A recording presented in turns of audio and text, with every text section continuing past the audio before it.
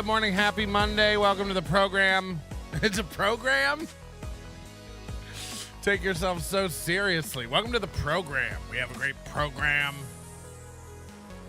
I've really put together quite the program. Anyway, we're doing it. Happy Monday. I hope you're in a good mood. I'm in a great mood. I'm a little confused about an interaction with a fan.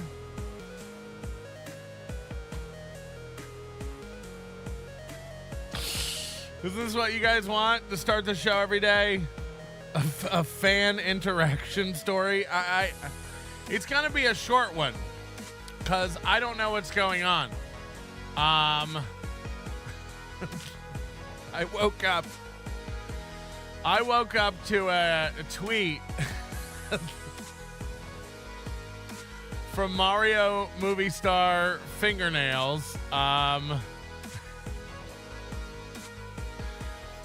And it's like a video of us, like me and Flimsy and, I don't know, some people from Atlantic City in the Borgata. And we're all like tagged in it, and it's fine. And it's like, you know, the tweet's like, hey, remember when we all got along in Atlantic City? You had to be there, or something like that. You know, just some kind of like memory tweet. And, which is fine. And I woke up at, 4 a.m. This was tweeted 6 hours ago. So 10 a.m. my time, or 10 p.m. my time Sunday night. And here's a little spoiler alert. I was in bed. I went to bed early last night. And, I don't know, 30 minutes after that tweet, which was, again, was a fine tweet. There was nothing wrong with it. There was another tweet tagging me where it said, Patrick can't react to this until he sees which way the sentiment goes. Fag. Now, again, I'm asleep. I don't even know this has been tweeted, much less am I holding off my reaction until I see which way the wind's blowing. It's not really a controversial tweet. Here's some guys. We were all in Atlantic City hanging out. So again, you know, I love being accused of something and confronted with something while I'm fucking asleep. And look, I don't know whether this Mario guy's on drugs or alcohol or fucking just losing his mind. I'm gonna have to go now. I think this is the solution. I gotta go now. I don't know if we can. This is the third or fourth one of these. So I think we're probably done now. I can't keep doing this with you. Waking up to you having had an argument with me while I was asleep and you being mad. I can't keep doing it with mentally ill people. So we gotta let it go.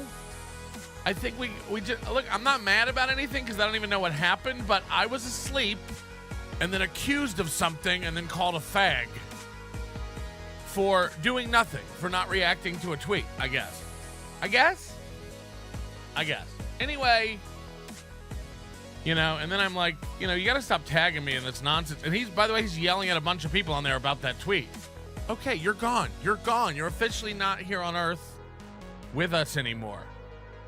You know, so, I don't know. Look, I can't even be that upset about this because I don't even know what's going on. I don't know what happened. All I know is this. A guy tweeted at me and then got mad at me for not responding to it while I was asleep and then called me a fag. I think we're done. And again, I think people think that this is how I interact. I think people think that this is how I treat people, like from day to day off the program, that I'm going around calling everybody a fag all the time. I'm not. I'm a normal person. If you email me, if you're on the Discord, if you're on Twitter, I'm not grabbing people and shaking them and calling them fags for the show. This is a show.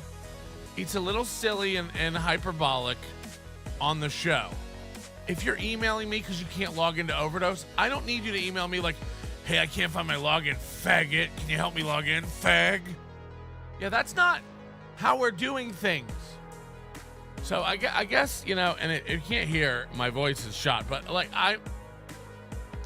I need people to understand that, like, there's a show and there's like real life. And like in real life, I don't treat people like absolute dog shit. I don't call you names. I'm very nice. I'm very nice and normal off the air, okay? We've got to stop. We've got to stop. So again, I don't even know. I'm not really mad at Mario Movie Star Fingernails, but I'm confused. And this is about the third or fourth iteration of going around and around with Mario Movie Star Fingernails about some... I don't know. But I'm tired of being called a fag all the time for... Again, I'm not like one of these sensitive guys who really cares. But like, I don't call you a fag in real life when I see you. We've met 3 or 4 times now. I don't talk to you like that.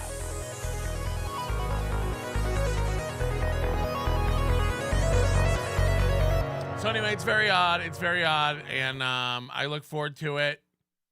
The crumbling of Mario Movie Star hating me now. Again, I don't know. You can go look at the tweets for yourself. Try to make heads or tails of them, I guess. I got to tell you, I don't feel good today. I'm in a good mood, but I don't feel good. Something's wrong with my stomach. I'm not doing well. So I'm going to get through it and, try to power through this. I'm not planning on leaving early or anything, but I want to let you know, my tumbly's upset. And it's getting very, very, not good. Roy Hobbs, thank you for calling me Big Sauce. I find that offensive and also nice. Okay, what are we going to do? Yeah, the bubble guts is exactly right. I think the bubble guts. The bubble guts rocking to the beat. Yeah, I don't know from what though. Like, I'm well rested. I feel good. I don't have any problems. I got a lot of things to mail out today. I'm mailing out stickers today. I told everybody, if you get an order in by the end of the day, but at the store, nobodylikesonions.com/store, for stickers, you'll get a bunch of stickers from Hackamania mailed out to you. I'm mailing those out today. I'm packaging up shit I got to mail back to Tukey and Marty and Dick Masterson and somebody else I got to mail something to. Anyway, I got a lot of mail to deal with today. I'm going to try to get all that done today. It's been 3 weeks. And, people are probably like, where's my stuff? I know. So anyway, thank you for your patience. I'm really going to try to get that done today. I don't know if it'll happen, but that's my goal, is to handle stickers and mail today. But we don't know. Premenstrual Melton, that's probably fair. Where'd you find stamps? Just shove it all in the back of a closet. Yeah, and tell people it's on its way. Don't worry, April's handling it. We've got April sending out We've got April sending out all of our VIPs. Oh my God. As if we want to do Steel Toe today. I want to do a little bit of the Kate Meany John stuff, I think. So we'll do some Mooby, then we'll do some other stuff, then maybe we'll come back to Matt and Mooby because I got some stuff on that. Let's jump into it. This is a clip from last night's members only show, I guess. Why do I have no sound on that? Oh no. Can I get anything rocking? You are disconnected and you have no audio. You suck. All right, hold on. Rerouting. Oh, I should just turn the phone off now and save ourselves the trouble. Huh? Okay, I got no sound from Chrome. Oh boy. How does that work?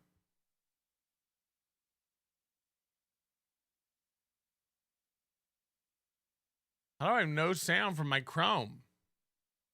Look at that. Like, I don't even know.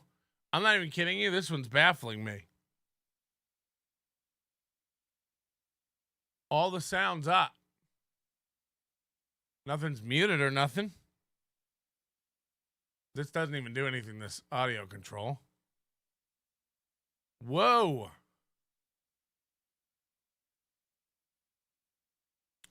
All right, well, maybe we have no sound today. Maybe we don't do anything. Maybe we just all murder ourselves. I can't even imagine what's going on with this now. It's just nonstop problems over here at the Nobody Likes Onions Network. It's like nonstop problem. Again, I'm in here Saturday night. Nothing changes. I literally walk away from the machine, come back, and it doesn't work. Nothing's rebooted. Nothing's restarted. No faders have moved. Nothing. And we just have no sound. This is my life now. You understand that? This is my whole fucking life. Turn the volume up? I mean, in what world? In what world? Again, nothing's changed. We were watching stuff in here Saturday night. Do you think before I leave and go night-night, I slide all the volume faders down, Doom? That's my OCD. Before I go winking, blinking, and nod, I have to slide all the volume controllers down. Okay, I could try to, like, restart Chrome or something? I don't even know. I don't even know. I wonder if Safari works. Hold on, let me just click on one of my videos. Yeah, sorry. Okay, that works. So Safari works. It's not the computer. All right, I'm gonna relaunch Chrome. This is gonna start a big war. We're relaunching Chrome.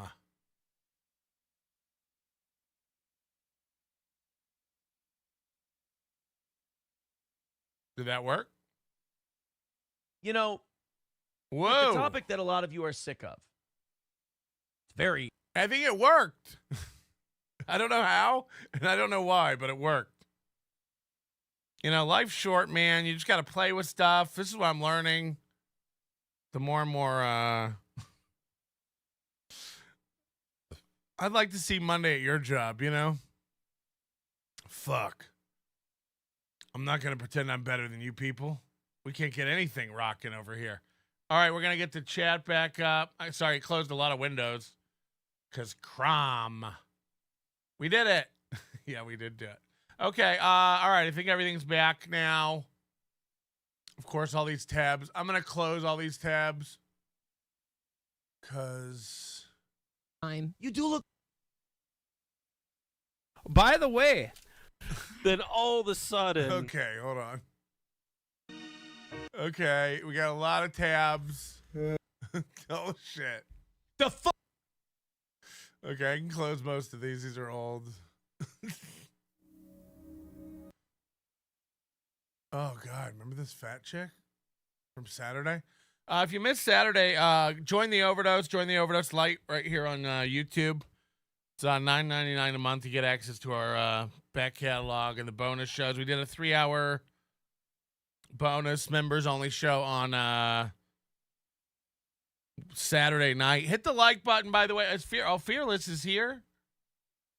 What an early riser.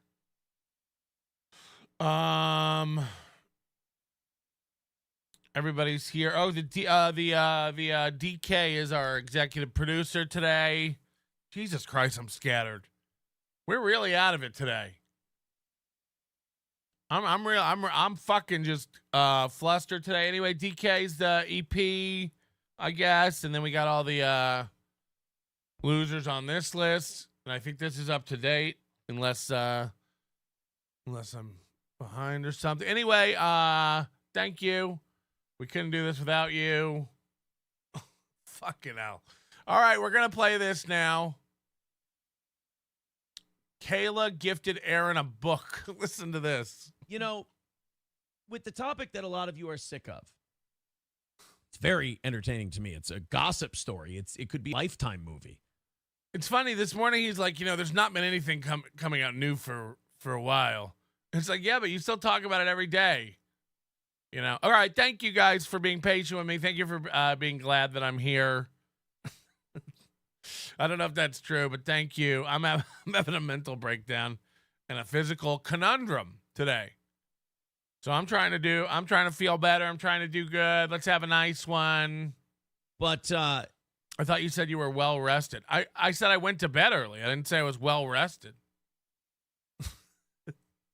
it was also a big part of my life for a long two different fucking things. time, and it cost me a lot in my life in all facets. So I'm going to talk about it. And I know a lot of people, a lot of people come to the channel to hear about that exclusively, but a lot of people. I mean, most.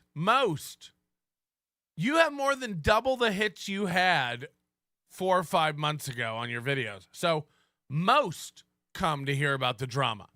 Most come to hear about this shit. Do you think most people are here for your hot takes on 4-week-old news stories? Guys, you won't believe what this small town mayor is doing. Are also tired of hearing it. I understand if you're tired of hearing about it. I'm not. I still enjoy it. I'm still very funny with it. Well, Johnny's tired of it. Matt's tired of it. But he's not. So strap in. It's going to be weeks and weeks and weeks more of this shit. I still do a good job. And it gives me a chance to kind of talk about it in a way that I don't talk about it privately. By the way, remember last week when we watched 2 shows where they missed the goal? And they missed other goals last week. But if you look at the board behind him, the streak is 8 shows. And by the way, before that streak was broken, he said the last time they didn't hit the goal was mid-March. So this guy is fully delusional. And by the way, I know we're an hour and a half away from them creeping up on the goal. They weren't doing too well when I was watching this morning. Now, I know it'll all come in last minute through PayPal like it always does. But this guy's completely delusional about these goals. I mean, we watched them miss 2 last week live. We watched them miss them. And he has the audacity to be like, we haven't missed in over a week. It's like, okay. It's a lot more serious conversation privately about how, especially with the 9-year-old being on cocaine, that makes me really pissed off and really angry. And why? You don't know that a 9-year-old is on cocaine. Is everyone all right? I know a few people have gotten mad and stormed off of the show because they can't handle facts. No one knows that any children are on cocaine. Are y'all all right? Are y'all all right? I would argue that the totality of the circumstances would seem to indicate that they're not on cocaine. What are you talking about, Patrick? There's a positive follicle test. They're 5 kids. 1 tested positive for cocaine at a level of a casual or weekend user. This is a flawed test, most likely. I'm sorry. I don't know who knows what, but if I had to put money on it, and believe me, I've been wrong before. If I had to put money on it, I'd be willing to bet this is some sort of flawed test or something, okay? Second of all, to the people in the chat room who are saying, you're going to look so stupid, I won't. I'll never look stupid because I'm saying I don't know what's going on. I won't. You'll look stupid. You'll look stupid. Now, look, I'm not saying you're not right about something, but you don't know anything. That's a fucking fact. That's a fact. Look, you may be willing to sign on the dotted line. You may be willing to be like, that kid's on drugs. That kid definitely is on drugs. The test is legit. The kid's on drugs, and that's a fact. Okay, but you don't know that. And there's no amount of you puffing up and acting like you know it that's going to make you know it. There's nothing you're going to say that makes you know something I don't know. Sorry. You know what I know, right?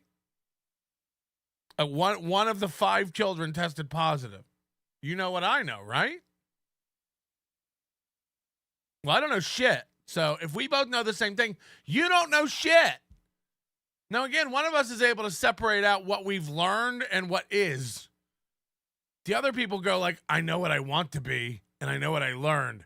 So how can I connect a rope bridge between those two? That's what most people do. And look, it's not your fault. It's just how brains work.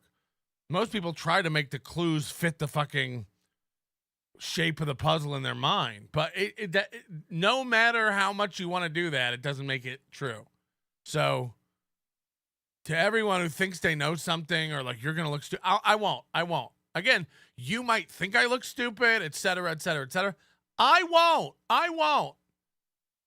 I can't look stupid. My proclamation is I don't know what's going on. I don't know anything. Therefore, I cannot look dumb. I'm not making claims. I'm not saying what is. That's you. So the fact is this, we have a document that's come out that wasn't supposed to come out, allegedly. We have a document that no one can verify that's real. So let's back up to that too. Again, do I think the document's real? Sure. Do we know it's real? We don't. We don't. And for everybody going like, well, Nick's arguing things in the document, so that gives some sort of validity to the document being real. Nick might not have seen the document. Nick might not know about that document. He's just arguing things that are in a document that got released. There's a million different scenarios here, One of them is that Nick and you are seeing the document for the first time, and Nick's just shooting down shit that's in that document. By the way, the document could be fake and allege a bunch of things, and then Nick would still be like, that's not true. That's wrong. That can't be. Is it a real or fake document? I don't know. Is a child testing positive for cocaine a legit test or not? I don't know. I find it odd the circumstances that one of these children tested positive for cocaine at that level. If you find traces in a few of the children, okay, you can make the assumption that like, okay, they probably all have trace amounts. Some of them were so low they didn't register, right? So if you find one result out of 5 and it's a high level, like this kid's been doing bumps in between classes, it's just odd. It's odd. Possible? Sure, I guess. Anything's possible. But do we know anything? No, we don't. And I'd argue that one kid testing at a high rate and the other kid's testing at 0 seems off. Now we know anything's possible. They were living in a cocaine den. So I'm not sitting here going like it's impossible that those kids had cocaine in them. No, it's very likely they all had cocaine in them at some point, I mean, they're living in a cocaine den. So I'm not here to like tell you you're wrong about stuff, but I'm here to tell you that you don't know if you don't. Again, I know that you have your idea and you're pretty set in it, but that doesn't make it so. Anonymous, serial killer, where are you? Echo, echo, echo. What's going on? Anonymous, you make my Monday merry. I too have the bubble guts. Oh no. Godspeed. Shit show. Get a wife. You can blame the wife for touching shit. Get a wife. You can blame the wife for touching shit. I thought I had a fake wife. Or a real wife? I don't even know. A fake wife or a real wife or a cartoon wife or a roommate? And I understand that a lot of the sweepers were clipping it and going, oh, he's faking it. I mean, if you've got that little of a heart, if you're that big of a sociopath, that me screaming after just finding that out, your first thing is, oh, he's faking it. It is fake. Nobody thinks your reaction is fake. Again, a week before that, you were saying those kids aren't your problem. And then again, we're going to sit here and pretend like, a follicle test is a long-term test. Aaron's acting like all this happened the minute I left. We don't know. Can we carbon date it? How do you do it? Do you count the rings? Can we find, what would Aaron's cope be if we found out that where the follicle tested positive for cocaine means that it happened while Aaron was on watch, on Spaghetti-O watch. I don't know. I guess that's fine. I mean, I don't know what I can really do for you at that point. You and I are just different people, I guess. But when it comes to talking about it, there's two big problems. One, I'm fascinated at how badly things went after I left. I'm just amazed at how quickly it went completely downhill and Okay, so again, we talked about this a little bit Saturday night. This, of course, was all by Aaron's design. I'll never be able to prove this, but it's extremely abnormal behavior.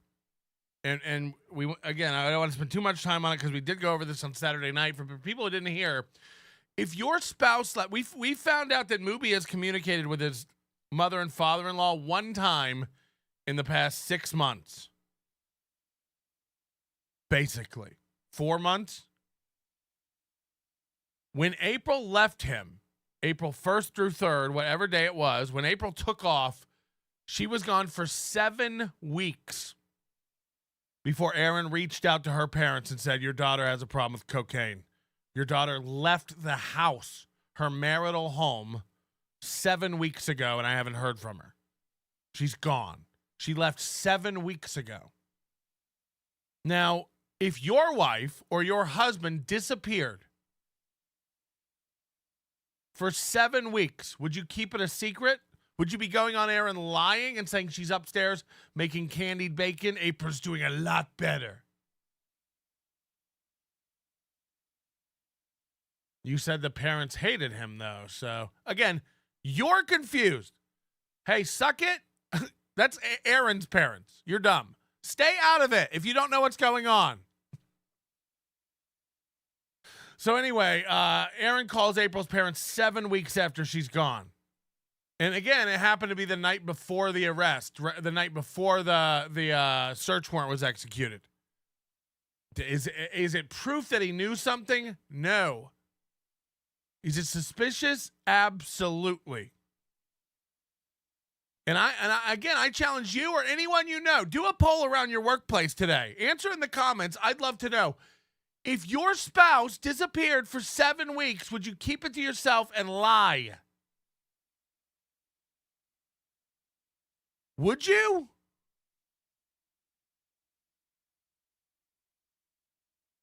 It's odd. It's odd. You know, like if a wife disappears and a man doesn't report it for weeks, he's the number one suspect in her disappearance / murder. But your wife can run off. And again, we know he kind of knew where she was. We know he knows she's over at the Rekietas. We know she's into drugs. We know she's abusing drugs. We know that household is a drug den. We know that left over there to her own devices, she's going to sink further into this debaucherous world of, you know, sex and drugs and just letting your life get away from you. These are not productive, functioning drug users at a certain point. So, of course, he like just kept it a secret. But to not reach out to her parents, again, you know, they did this Easter basket thing, and after that, it was just over. To not call and let a woman's parents know that she's being kept possibly against her will, you know, maybe not against her will, but she's drugged up and doesn't know any better. She's being sexually, you know, cornholed. It's just odd. It's odd. I'm not saying go get her. I'm not saying go rescue her. I'm not saying any of that. I'm saying this man let his wife get further hooked. He knew what he was doing. He knew that if he just left her alone and left her over there, she'd get deeper and deeper into that trouble and he'd be able to cut her loose easier. He wanted to cut her loose the whole time. North Idaho Pest Control, thank you very much for the 5. Hecka, motherfucker. You all better hit the like button, or else Dark Tookie will come eat. We're raping you in your sleep. Be in your eye. Evil hecka. Pat, that's all speculation, though. You don't know that. Right. There's a disclaimer before my whole podcast saying that none of this is facts are real.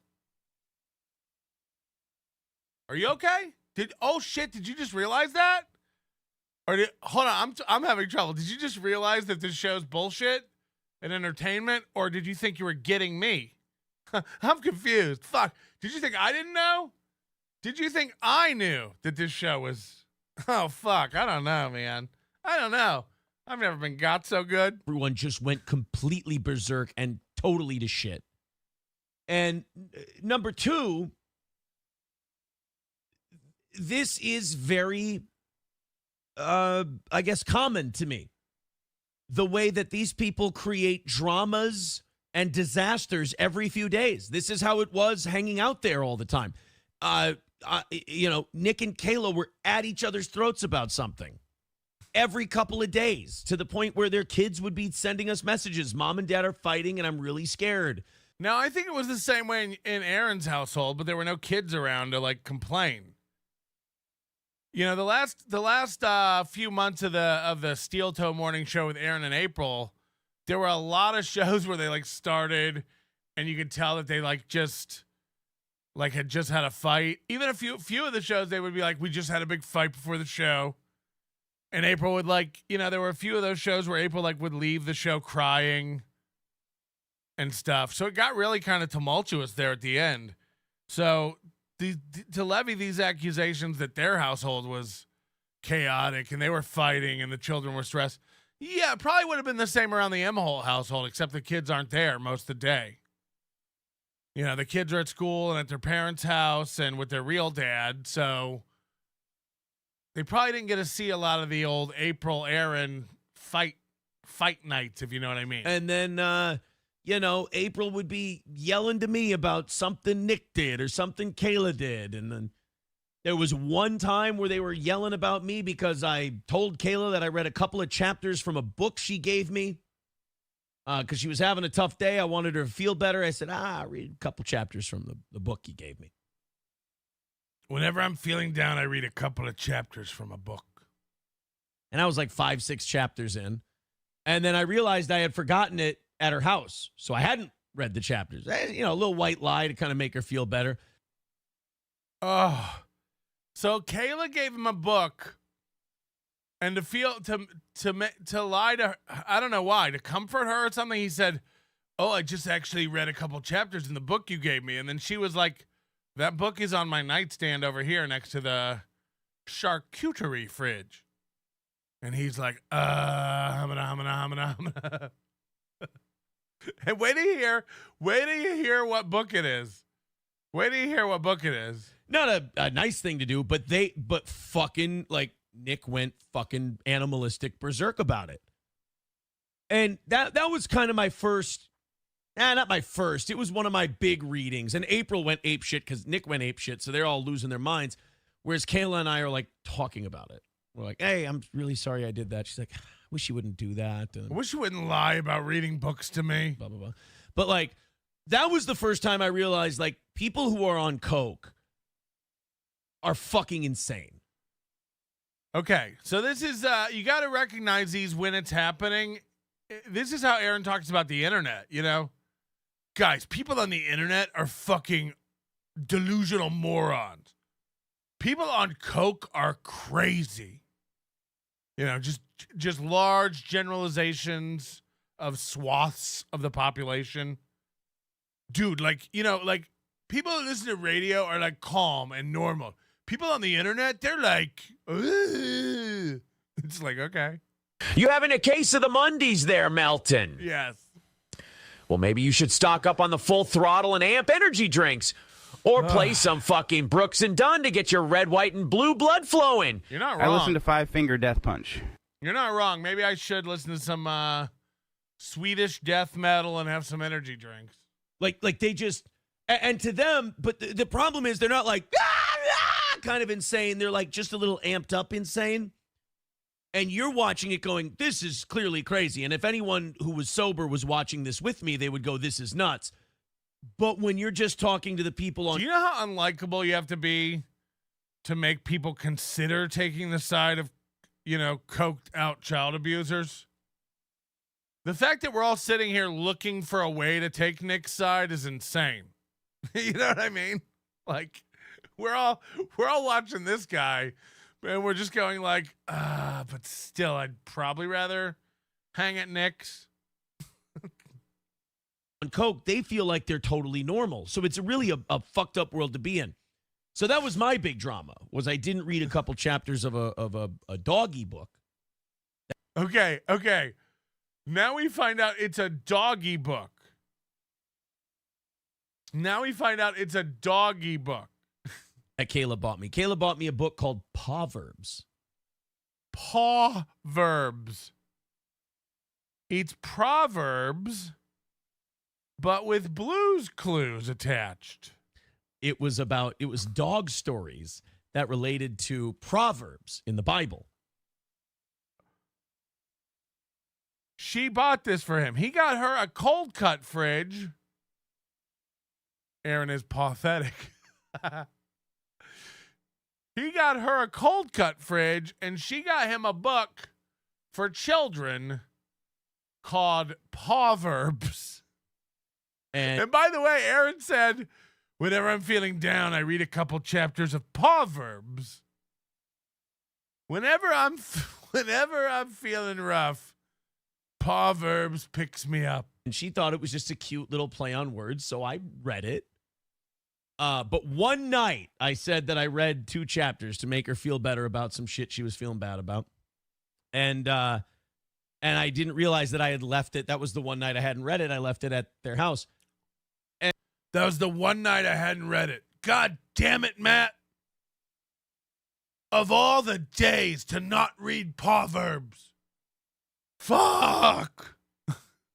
And, of all the things that caused crazy drama over there, your lies to the women you proclaim to love did the most damage, right? Here we have you admitting that you just lie to women that you claim to love left and right. I mean, it's just like, by the way, recently he's on this big kick where he's like, everything I say comes true. Everything I said has been true. I don't lie about anything. My word is bond. It's like, oh, you mean in the last month since you started telling the truth? Because the 6 months before that were all lies. April's not on drugs. Everything's fine. Candied bacon. April's doing a lot better. Remember all that? We're not getting divorced. This is not a win for Melton. I don't know what you're talking about. Remember? Remember all those lies? Remember lie after lie after lie after lie after lie after lie? And now it's like, you got to trust the toe. Do we? Hey, kids, who likes some special powdered cheese on their SpaghettiOs? Just one of you? Okay, but take a little bit more. I specifically prepared it. I feel full of energy after my SpaghettiOs, and I also can't feel my lips. Yes. Little Parmesan for that ass. Let me tell you guys how I just can't stop lying. Is a lie here, is a little white lie there. Trust me, guys, I'm really good at lying, believe me. Remarkably for that good. to be my big drama is fucking insanity to me. But again, go figure. Another win. Go fucking figure. So like, Nick and Kayla are fighting. April and Nick or April and Kayla are fighting. Or, It was never Mooby. Nick and Kayla are fighting, or April and Kayla are fighting, or April and Nick are fighting. And I was always just standing there going like, this is crazy. This is crazy. This is. Old April, hey, this cocaine thing's getting out of hand. You're a fucking monster, you piece of shit. And then I'm yelling back at her, and then we're, yelling at each other. You know what's really fun? Never mind. What I'm saying is, like, these disasters that are happening, like Kino Casino watches these, and they're like, oh my God, this is a disaster stream, and oh my God, more drama with this and that. Whereas I'm looking at it and going, yeah, you when I was hanging out there, you could set your watch to the next big drama. People who are on drugs are always very dramatic. And again, he's never been around drugs his whole life, but now he's an expert in it. It wouldn't surprise me if he became a drug counselor after this, just like he became a boxing instructor after losing twice. It's like, if all you have to do is lose twice to become an expert at something, I guess you should kind of be a marriage counselor then, right? Because you've lost 2 of those. I'm confused. I'm really confused. You suck at boxing, so you teach boxing. You suck at doing drugs, but now you're an expert on, what people who do drugs are like. Shit falls apart really quickly. I remember just like really getting along with Kayla really well, or getting along with Nick really well, or everybody's getting along nice. And I remember I would go to myself, I would say, something really fucked up's about to happen. This is just how it's going to be. And then boom, Nick had Kayla down in the studio. Nick and April went to the school in the Mustang, and Kayla's upset because it looks fucking bad, which she's right. It does look terrible. Nick and Kayla are fighting about something, and now April's mad because Nick and Kayla are. It just. So he doesn't even have one example. Nick and Kayla are upset about something, or no, Nick's mad because April does something. It's like, okay. Just bananas. And then it would end with some big over-the-top emotional quote-unquote solution, but nothing ever got solved. And then 4 or 5 days later, you could wait for the next big drama. And then I remember after I had left, Kayla was like... I just got to tell you, I've had about enough of like him being like, yeah, and then you brought your kids around drugs. Yeah, then you let your kids be around drugs. It's like, so did you. So did you. And by the way, I don't think it would have stopped if you hadn't gotten kicked out of the polycule. I think really, and again, you just don't know. This is all speculate. No shit. It seems like the only reason he left and got tired of it is because no one wanted to play with him. You know how the kids were always out in the other room while the adults were in the back room? It seems like that's how they started doing to Aaron too. They would lock him out there. Be like, you're tall. You can reach the microwave. You're in charge of SpaghettiOs. You're in charge of the SpaghettiOs. Proverbs 3:18. It is a tree of life to those who grasp her, and whoever pees on her is happy. Jesus Christ. The Bible is so key wool. Dog food is spicy. Dog food is spicy. To me, it was like, it's now it's a drama every 3 days. It's a disaster every 3 days. People are reading each other's phones. They're seeing what everybody's saying about each other. Holy shit. They were going through each other's phones? And they're getting mad at Does nobody have a password on their phones? each other because they're all talking shit about it. Oh, my God. I remember I got a text from Kayla once. She's like, we're at an event right now. This is in April or May. She's like, we're at an event right now. And either she got a hold of Nick's phone, or, and this is really psychopathic, Nick gave her phone to show her what April and him say about her. What if you didn't just spill all this? What if you just shut up? Her, and it was like really hurtful shit to her, and she texted me about this. And I'm like, that sounds fucking terrible. Is that what you said, dude?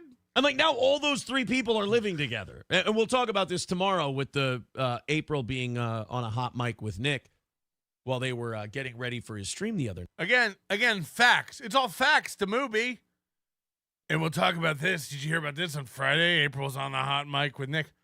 You don't know that. You don't know. No one knows who that was. Again, it's just like the one before. Could it be April? Yes. Yeah, it could be. It could also not be. Is everyone all right? It could be Nick playing a tape of April to be fucking with you at this point. Like, it's all up in the air, man. Again, people think they know. People think it sounds like. People are willing to bet, are willing to guess. No one knows. Which I'll somehow be blamed for. That's the other thing. Like, these people are so terrible at taking responsibility. Whenever something shitty happens to them, I catch a message from somebody or I catch an email from somebody. They're like, oh, yeah, I talked to them and they blame you. For what? The kids get... Everyone can see what you're doing. People aren't dumb. People aren't dumb. Everyone knows what you're doing. Everyone knows what you did. You let your wife become addicted to cocaine to get out of your marriage, to make yourself look like a blameless victim. I mean, that is what happened, man. There's no other scenario where a man lets his wife just be tooken. You wanted her gone. This didn't happen quick. You know, an alligator didn't jump up out of the water, pull her out of the boat, and take her under before he could realize what was going on. You slowly but surely let your wife be taken by another man and become enveloped in a cocaine addiction. Fact. There's not another man in the world who would sit there and let that happen to his wife. They'd get her treatment. They'd get her help. They'd reach out to family. They'd reach out to friends. They'd reach out to treatment centers. They'd reach out to anyone they could do to get them help. The only reason for 7 weeks to go public and say, someone's doing better, we're working on it, things are getting better, while behind the scenes, she's gone and you don't communicate at all, and you know she's holed up at a compound doing drugs in a polycule. The only reason to ignore that and lie about it, guys, it's malicious. At some point, it's malicious. It's not just covering it up. It's actively going public. And again, her parents' only source of information at this point is from Mooby and his stupid show publicly. So while your wife is being taken and indoctrinated into this cult, you call it, by the way, you've tons of accusations and theories now. It was a cult. He was brainwashing her. I don't think she was allowed to leave against her will. Yada, yada, yada. 7 fucking weeks. 7 weeks she was over there and you didn't tell anyone. And again, not only did you not tell anyone, her friends, family, loved ones, people who actually give a fuck about her, you were so obsessed with getting rid of her that you let it happen and went public on your show, assuaging anyone's fears that she might be in trouble by saying she's fine, she's doing better, she's feeling better, she's upstairs, she might come on later. You did all that. All that was lies. And again, it's one thing to come out and go like, guys, I don't want to comment on it. It's personal. It's private. It's one thing to let her go do all that. It's another to come out and actually lie about it and say completely misleading information. And, you know, you can go, well, it's nobody's business. She was a host. It is a different thing. She was a public-facing personality who was 50% of the show. And you're starting to find out how grifted you got. You're starting to find out how grifted you got. Because you were paying 2 people's salaries for $500, $600 a day, $250 plus the $350 goal. She's gone. She's long gone. Everything's off the books. Everything's off the records.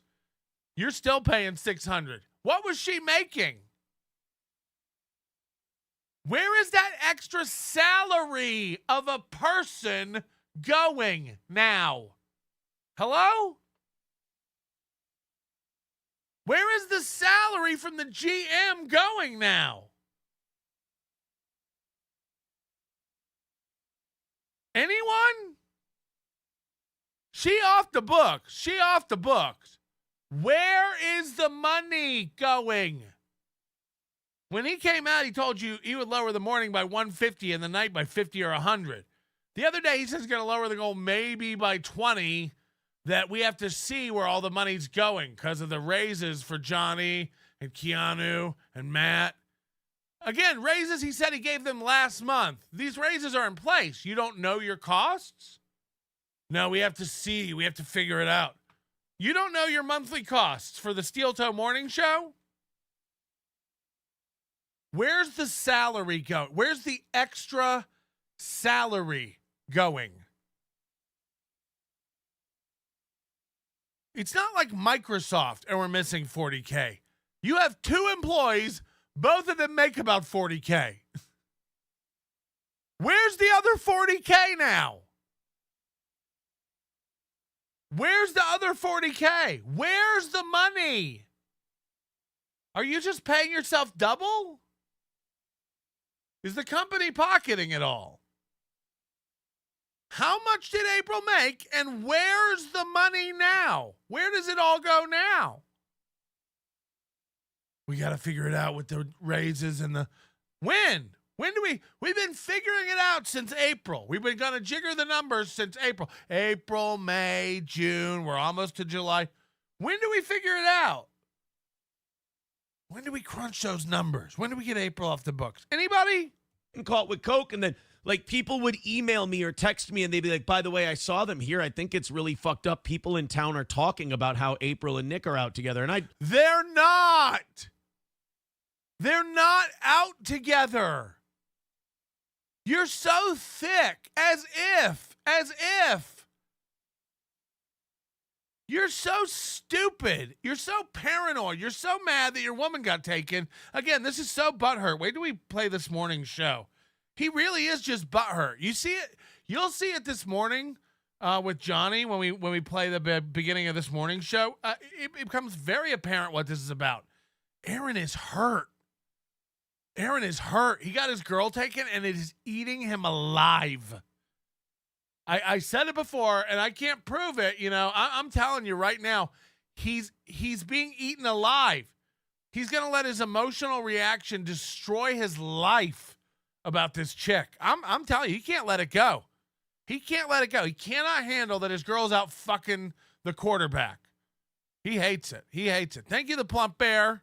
Ever see Boiler Room? You know the end where Seth meets Vin Diesel in the hallway, sits him down and says, come on, Chris, come on. Just do one thing right here. Sign this sales ticket. You remember that? For that family man? I remember. Just sign this sales ticket. Then Vin Diesel's character starts crying as Seth walks down the stairs and out the door, and the FBI shows up and arrests everyone, man. Well, that's basically what I did with Kayla. I tried to save her. I told her, come on, KK, come with me. Leave the cocaine and sex behind. Come sing with me in my garage. Psst, well, looks like her and Vin Diesel's character have something in common now. Jail! Another win for the old toe. read that on the air.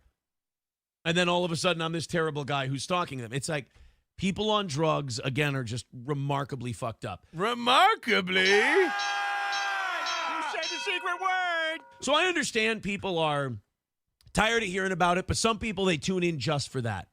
I'll tell you this. Tomorrow, we're going to talk about it. Of course.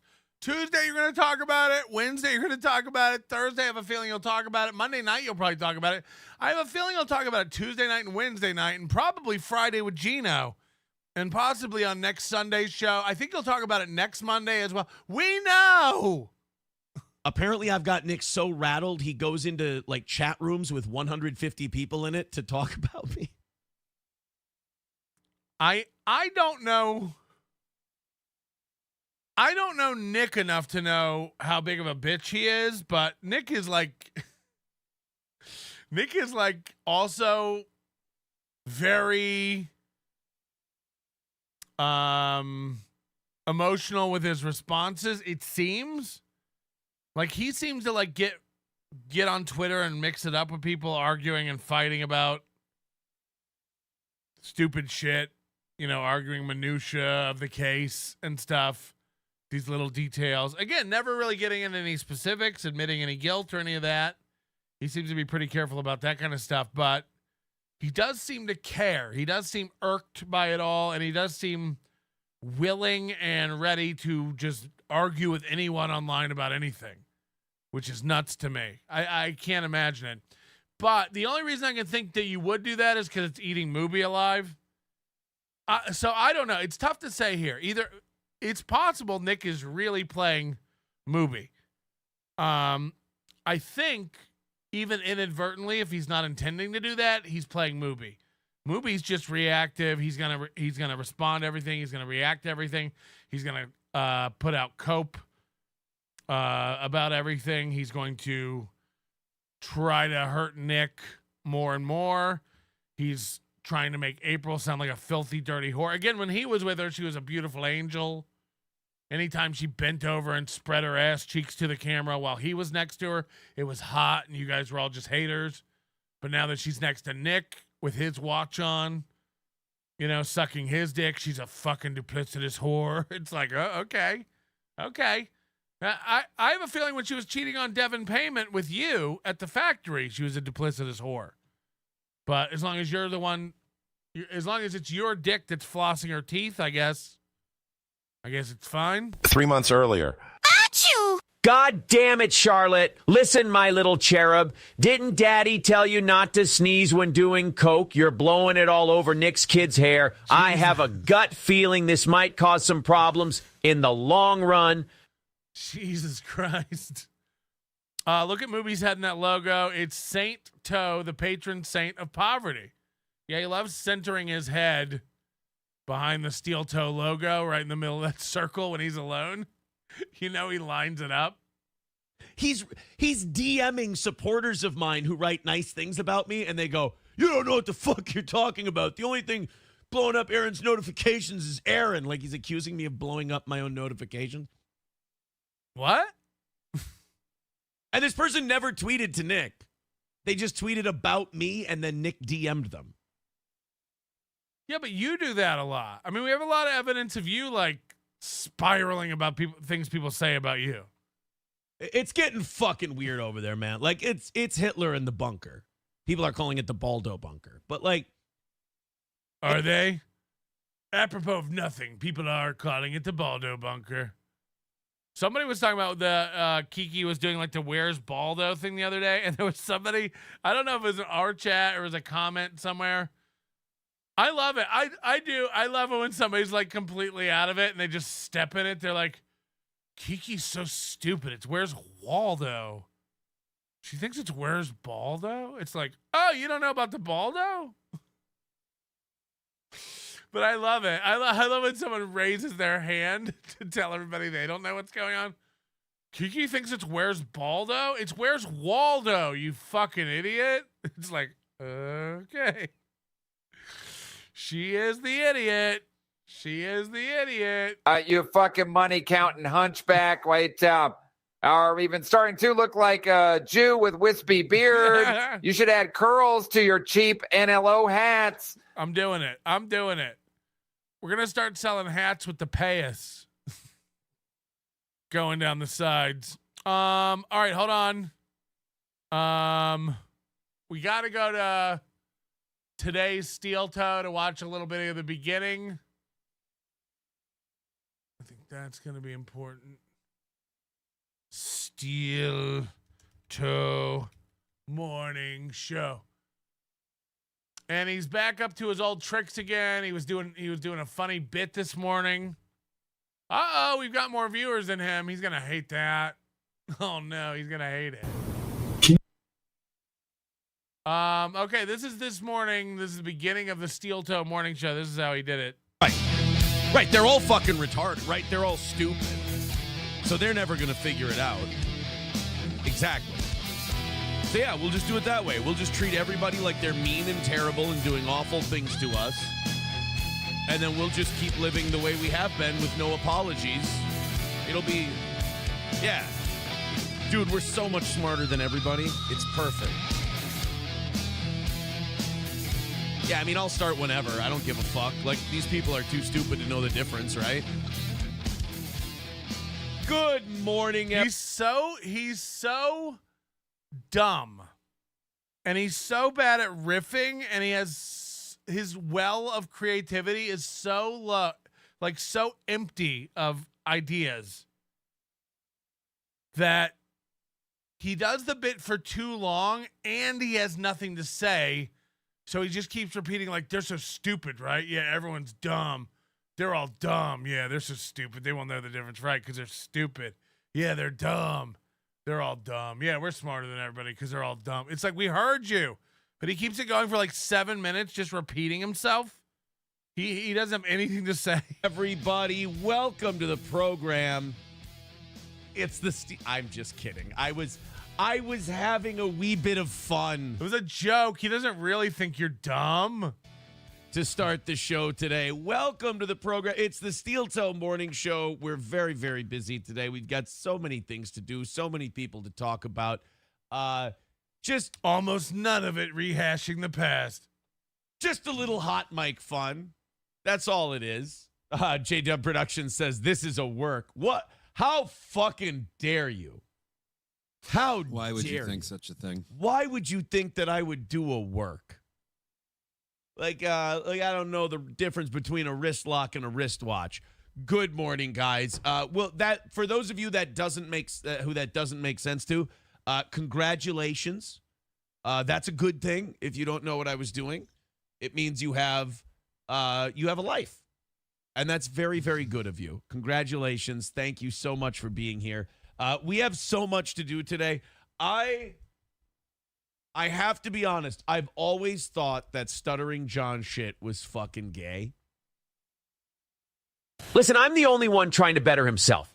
You know, playing at being a dad, playing church, and sharing my truth. So yeah, I gave myself a raise. Another win for the toe. Woods girl. Remember that time Mark David was explaining to his listeners about how to do cocaine?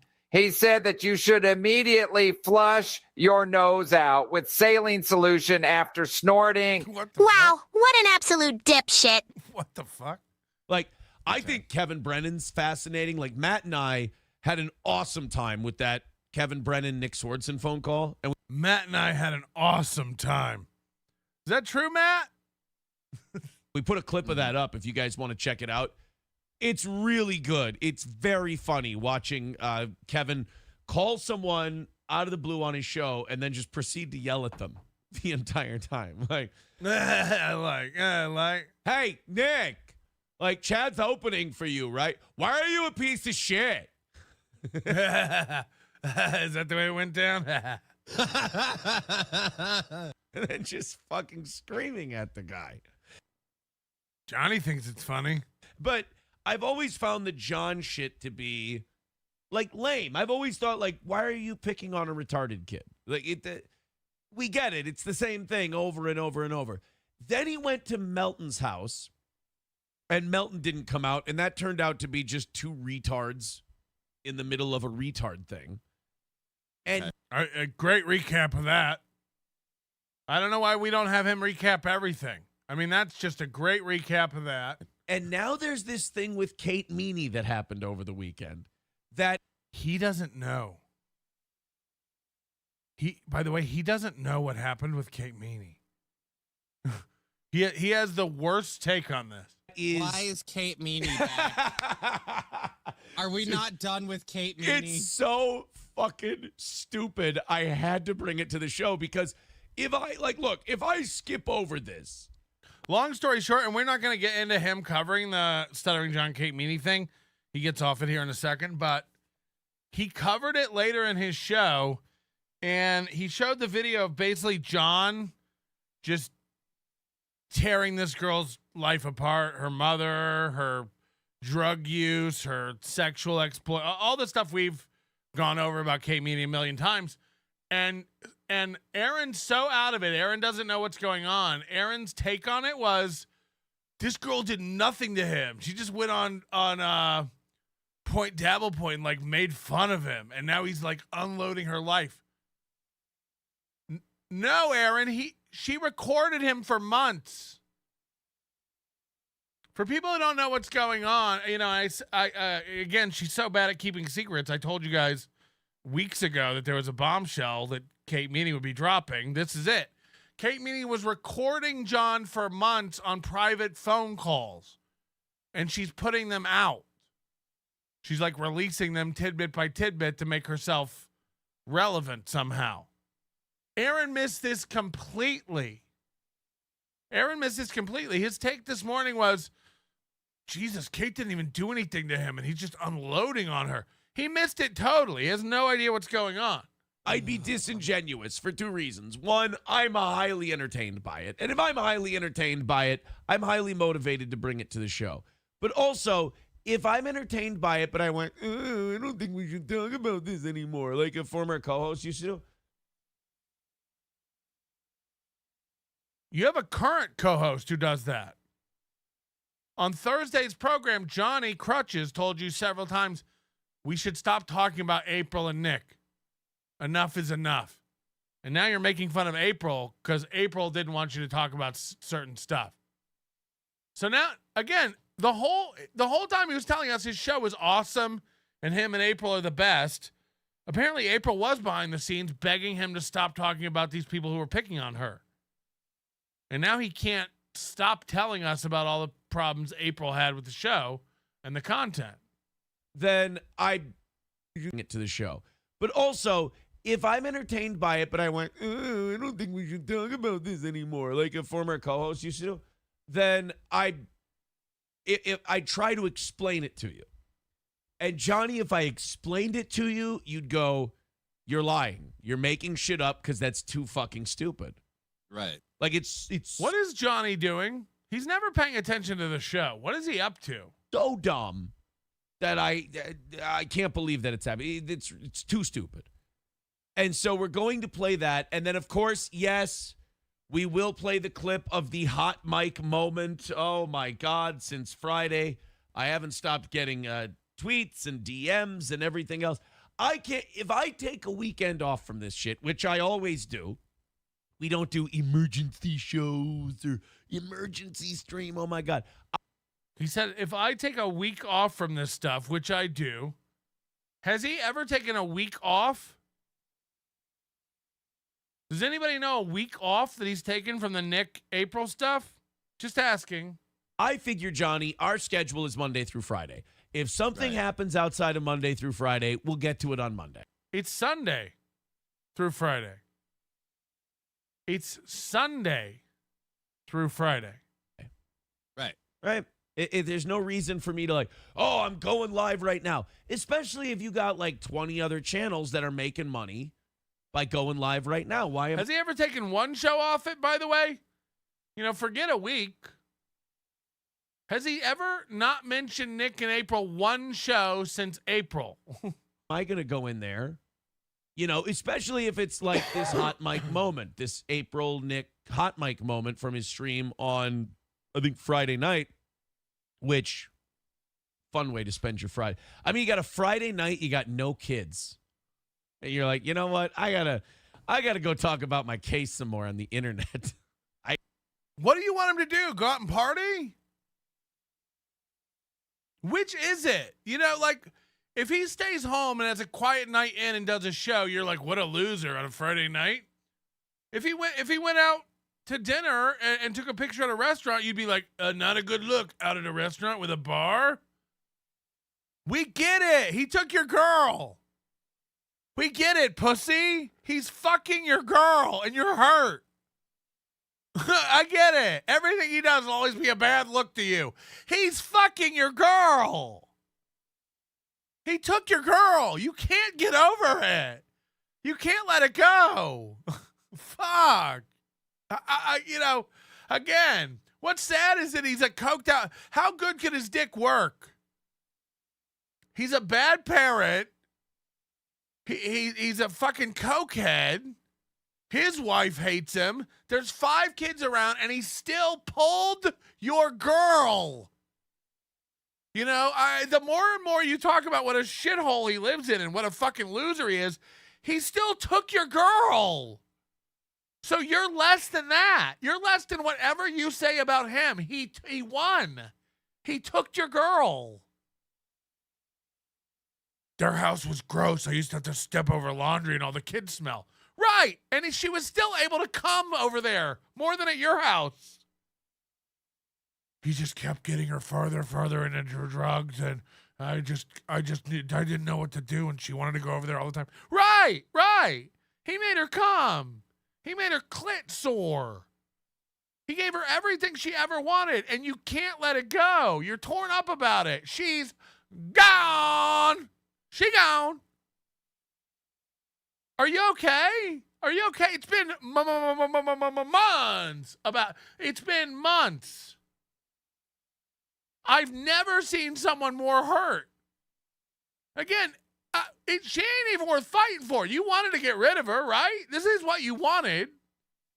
You did want a way out. You were burdened. You had a salary.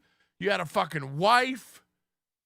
She wasn't effective as a wife. She wasn't effective as a co-host. But you were responsible for her well-being on every front. Yeah, I imagine you were like, oh no, please don't take my girl. But now that she's gone, you don't know what you want. You're such a fucking delusional baby. You wanted to get rid of her. The grass was greener on the other side. You wanted to get rid of her. You let her get fucking drugged out. You didn't fight for her. You didn't fight. You can say whatever you want. You didn't fight for her. There's no way in the world I'm letting my wife get addicted to cocaine. Because you don't have a wife. Like, it can't happen. It can't. I wouldn't allow it. Wow, Patrick, you think women aren't autonomous? You're goddamn right. They're dumb. They're dumb. You think I'm going to let a woman make a decision, and that decision's going to be get addicted to coke and another man's cock? No husband or wife would sit idly by for almost 2 months and do nothing while their partners slipped further and further into degeneracy. You let that happen. And now that it's happened, you're all bitter and mad about it. I wish I could have done more. You could have. You could have. 7 months. Again, how did you happen to call her parents one time the night before the arrest? It's just suspicious. Can't prove anything, don't have any evidence, but you don't talk to her parents. You don't talk to them. You don't care about her well-being. You didn't inform them about her drug habit. You didn't inform them about the polycule. You didn't inform them about your marital difficulties. You didn't inform them about her being gone out of the house for 7 weeks. You didn't inform them that public-facing, you'd been giving all these lies and misleading, little anecdotes about candied bacon and she's getting better and maybe she'll come down and open up your Disney sippy mug later. All this bullshit. And you can argue that he was keeping it private because it's embarrassing and private, but I would argue that it's malicious. Again, if you knew a relative of yours, much less the love of your life, was off somewhere being held in a drug house, getting farther and farther tricked out, if you will, are you doing nothing and then going around to her friends telling everybody she's fine? It's not how anyone behaves. A big deal cannot be made about this. A big enough deal cannot be made about this. No one lets someone's friends and family think they're doing great and getting better unless they're maliciously misleading. It's not embarrassment. It was covering up. And the only reason to cover it up at that point is to let it happen. So just a bunch of horse shit. Just a bunch of fucking horse shit. I don't buy it.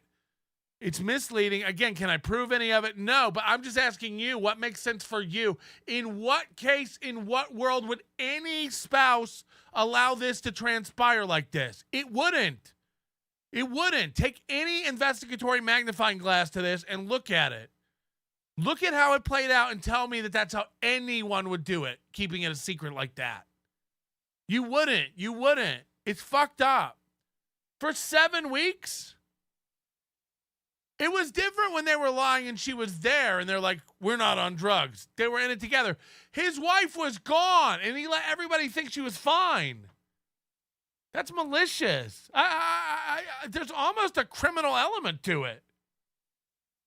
If you were walking along the beach with your girlfriend and she got kidnapped by Somali pirates and drug out into a boat, Lost style, the others, just on the shore, you just see out on the horizon, slowly the light disappears, the boat's gone, they took your bitch, they took her.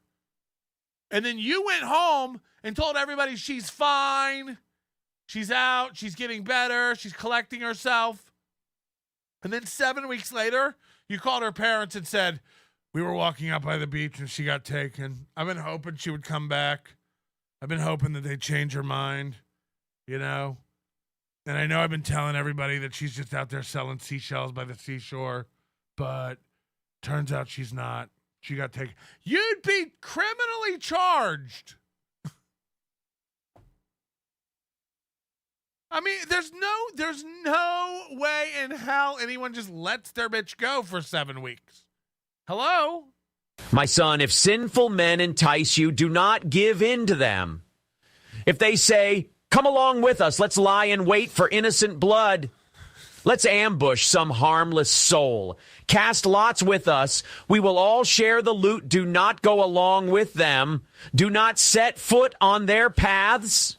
It is useless to spread a net where birds can see it. Ill-gotten gain takes away the life of those who gain. Since you disregard all my advice and do not accept my rebuke, I in turn will laugh when disaster strikes you. Eat the fruit of your schemes and be poisoned. God damn it, Mooby, you know better. I have no more cheek meat left. I have to bite down hard when this dipshit starts his holy roller act.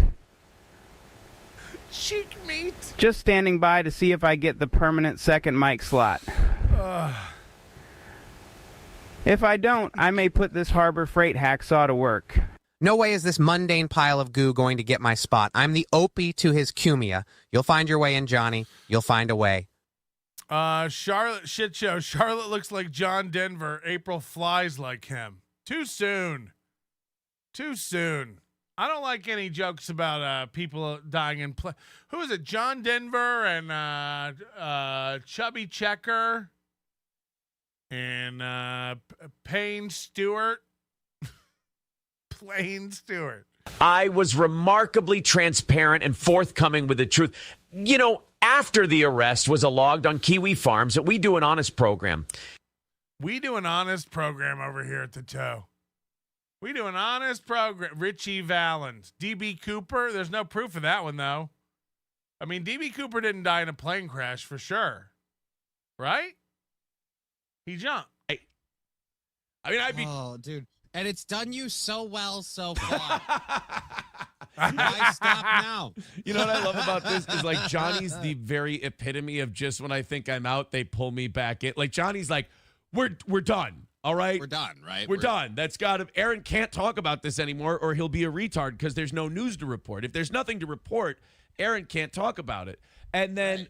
Johnny, you're all learning what it was like to live there. You're all learning what it was like for me to be in that place, not doing cocaine all the time and being pretty much sober. I mean, they found that money that was DB Cooper's like on the beach, like in the last 10 years, right? I don't know. Don't get me off on DB Cooper stuff. Outside of that, 6-7 times I did Molly, like just sober. And everyone else sneaking off into not even sneaking, just going into the bathroom every once in a while.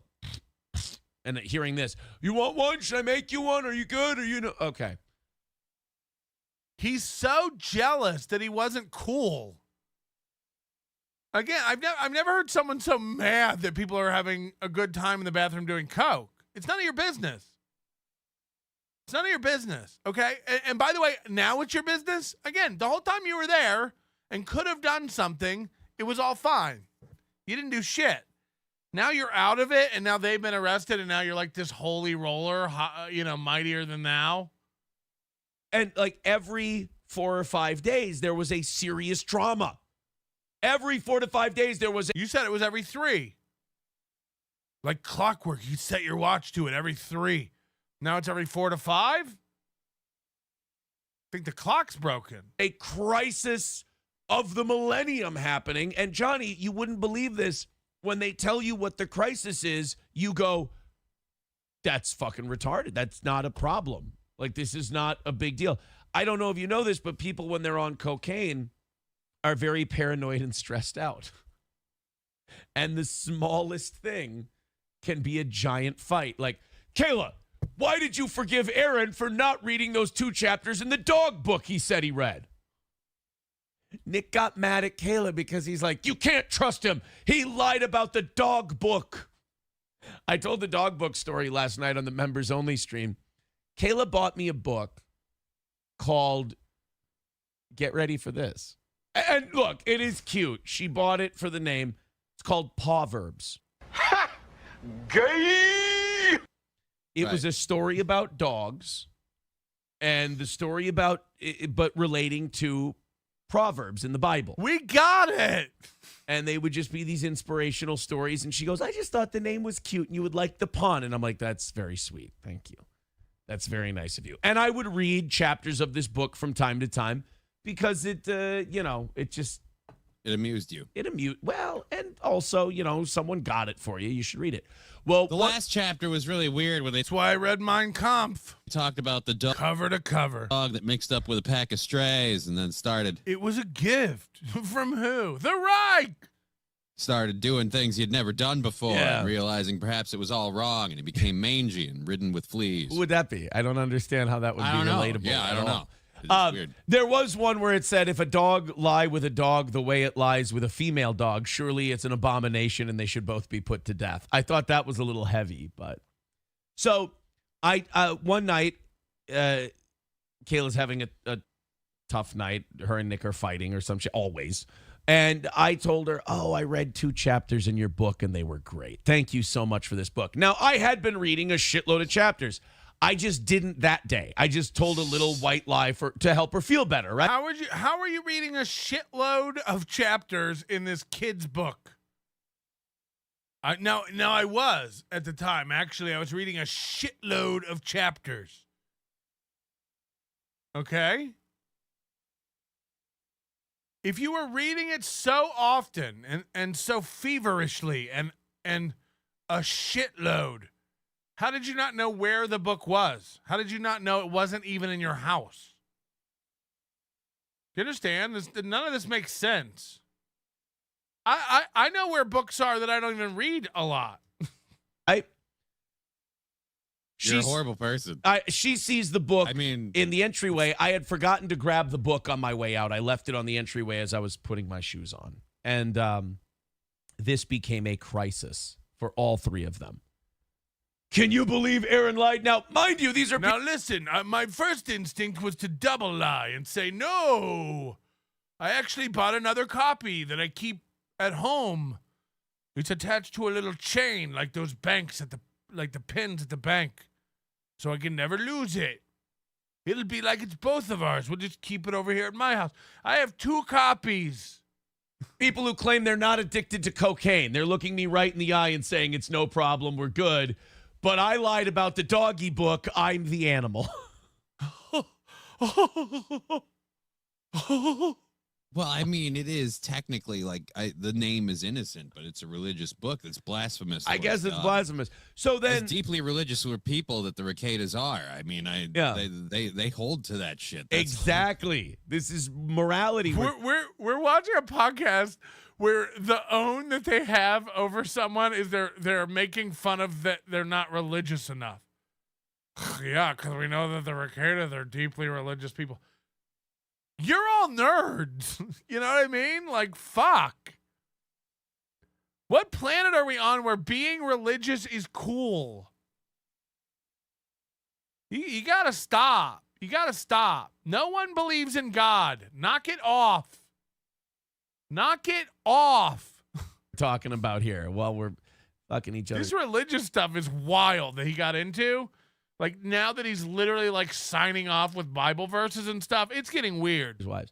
So after like a day or two, it blows over with Kayla and I. It's not a big deal, not a problem. Nick is incensed about that. How could you forgive him? You would never forgive me that easily. That was always a big thing too. Nick's like, she looks at you in a way that I don't. And like, I thought April and Nick had something that was pretty special to them, but you don't see me fucking crying about it. Like, she's got his watch and they're doing all kinds of shit together. Listen to this. I thought April and Nick had something that was pretty special to them, but you don't see me fucking crying about it. I thought April... Our God is an awesome God. He reigns from heaven above with wisdom, power, and love. Our God is an awesome God. I remember that one. Our God is an awesome God. He reigns from heaven above with wisdom, power, and love. Our God is an awesome God. Our God is an awesome God. He reigns. Remember that one? I thought April and Nick had something really special, but you don't see me complaining about it. That's all we see is you crying about it. All we see is you crying about it. It's I mean, What is today? Today's a month since the divorce was final. 4 weeks? 3 weeks? You can't get over it. Every time you see anything, you're like, I think that's Nick's backyard. That picture. Oh my God, she's wearing his watch. Your girl's getting fucked by another man and you'll never have her again. Are you okay? Are you okay? You were fucking your girl. You allowed another guy to fuck your girl. And for a while, you were both fucking your girl. And now you don't fuck your girl, but he still fucks your girl. That's what's happening. You gave your girl. He took your girl. I don't know what's worse. You gave her and she got took. She got took right in front of you while you watched and waved as she went under. I don't even know what's worse. The point is, you can't get over it. This is the funniest thing you've ever said. Yeah, you don't see me crying about April being gone. We do. We do. We do. Oh, you can't get over it. You can't get over the fact this bitch is gone. All you do is whine about it. Look at you. Look at you. Does this look like a face of a guy who knows what's going on? Does this look like the face of a guy who's not a complete worried cuck? Get real, nerd. We have eyes. We have eyes. You're shook. She's took. You know, like she's got his watch and they're doing all kinds of shit together. This is so good. You don't see me throwing a tantrum as he goes into detail about things that have upset him. I can tell she has scratches down her back from him. I thought April and Nick had something that was pretty special to them, but you don't see me fucking crying about it, you know? Like, she's got his watch and they're doing all kinds of shit together. And I'm like, I don't fucking care. Like, that probably says a lot about where the relationship's at that point, where you're like, I don't fucking give a shit. Leave Yeah, he doesn't care at all. That's why he barely brings it up. us alone. But like, it became a fight that she forgave me over the doggy book. Like, remember, he decided to leave her as soon as she cleaned out her closet and left the wedding ring. Don't ever forget that he told that story. Yeah, when she took all of her clothes and left her wedding ring, that's when I knew it was, I was like, I got to tell her it's over. Oh, you got to tell her. Okay. Okay. They kept having fights about the fucking doggy book. So that was my drama. Like every 4 or 5 days, it seems like somebody was in crisis mode. And it was always Nick and Kayla are fighting. April's mad that Nick did something. April's mad that Kayla did something with Nick. Or, you know, I told April to stop doing so much cocaine. And then we started yelling at each other and blah, blah, blah. Blah, blah, blah. So every few days there would be this drama. And I just kind of got used to it, you know, that this big explosion would happen. So now I watch people kind of following this thing and they're going, God, Jesus, it seems like every few days there's some kind of, you know, crazy Nick stepped on his fucking dick and screwed things up and looks like shit. And now there's this big drama over there and all this. And I'm like, guys, this is normal. Like, this is just how I got making it to the internet now. Right. This is just how I got used to living. Guys, this is just the disco lifestyle. For a long time with, you know, you get 72 hours and then you go, I can breathe. Things are good. And then, hold on. Is it 4 to 5 days or 72 hours? Or do you think 72 hours is 4 to 5 days? I'm getting confused because you keep changing the timeline. He's like, yeah, then 72 hours would go by in another bombshell, you know, every 4 or 5 days. I'm going to need you to dial it in. Kayla went in Nick's studio. She doesn't really care. Why do we fucking give a shit? I was at boxing, you crazy bitch. And again, while you were in it, it was all fine, right? Again, every time you had to step over a sticky kid to get to Kayla or to open the charcuterie fridge, it was all fine. You weren't abusive. Every time you took your kids over there and you knew there was cocaine there, that was all fine. That didn't count because you're Mooby, right? We don't need to talk about the many. Again, are we all going to sit here and pretend like he didn't take his kids over there dozens of times with cocaine? Hello? Moobs, it's time to come clean. We had to kick you out of the polycule because you were very unpolycule. The crying, the volunteering to watch the children, the fucking salted meats. Who brings Italian deli meat to a gangbang? Even the kids didn't like you. They asked if you were gay. It's true, yo. We was just chilling before breast binder showed up. Our parents let us do what we wanted. It was like motherfucking Lord of the Flies up in this bitch. Mooby was our piggy. I took his glasses and made him cry. We didn't even want fucking SpaghettiOs. I got DoorDash, bitch. The police break in. He's just on the floor in a fetal position. I had the conch. I had the conch. I had the conch.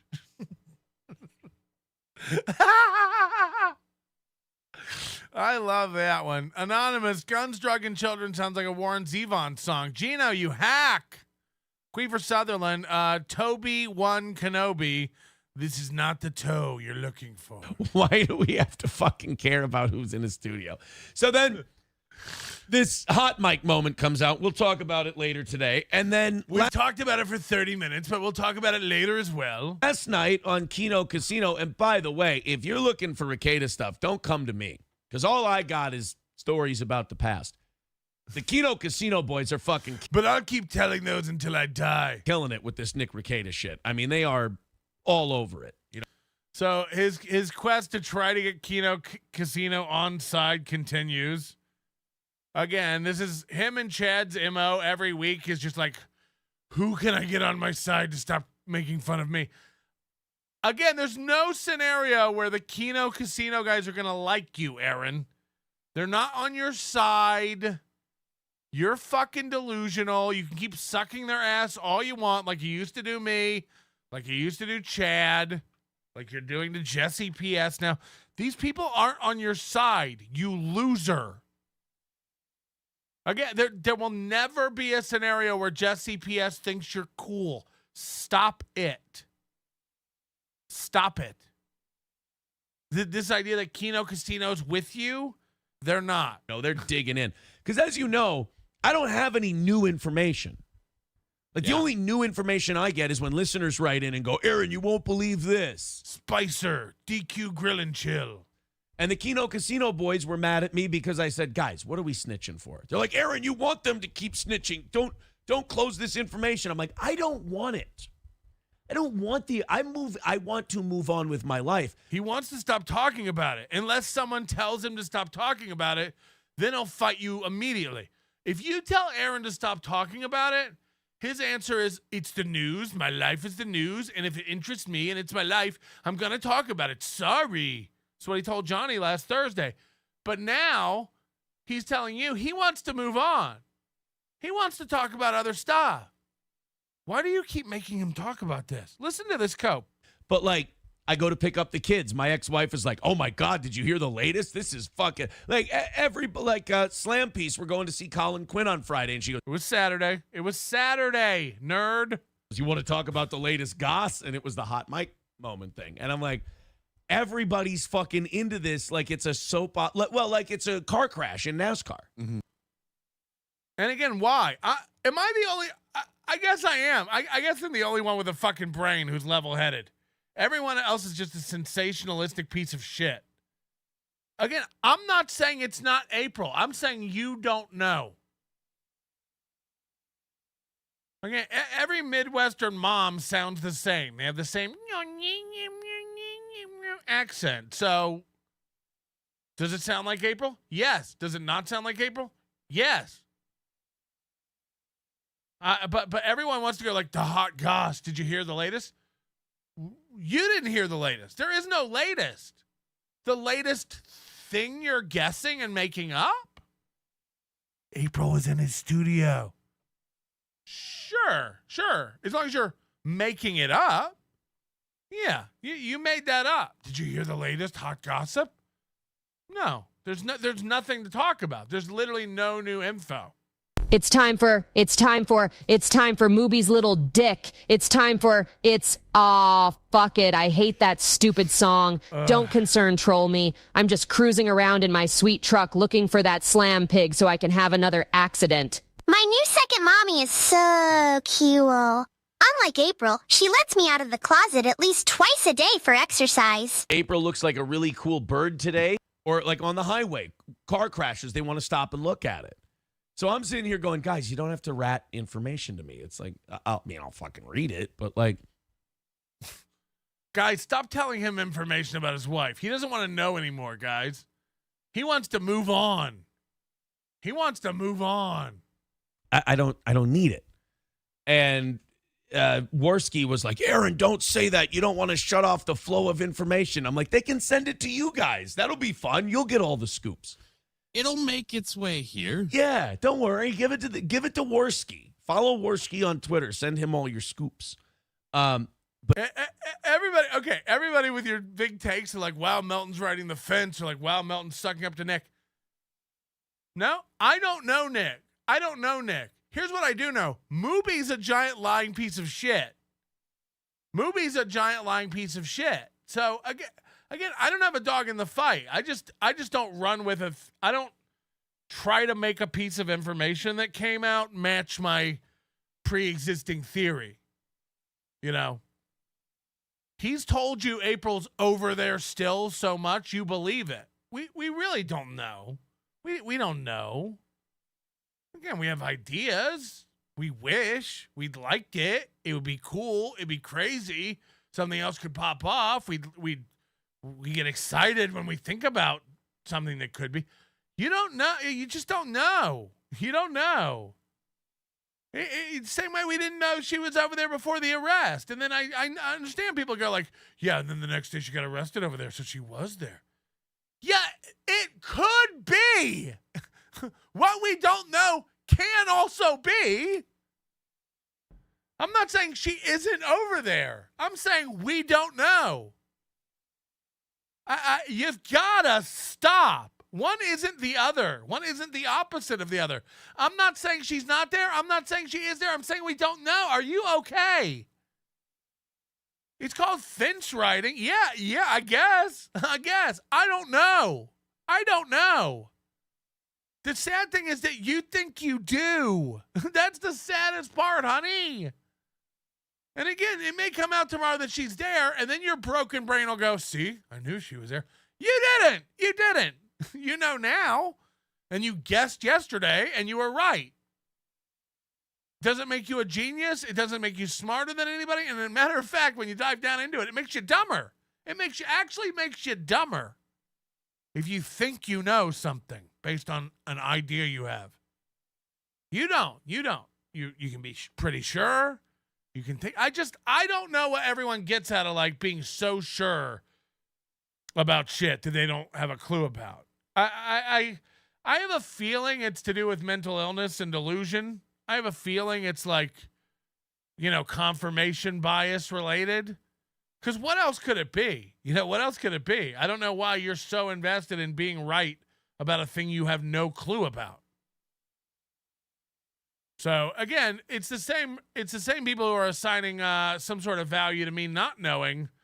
They're assigning some sort of side to it. Like, wow, he's really simping for Nick.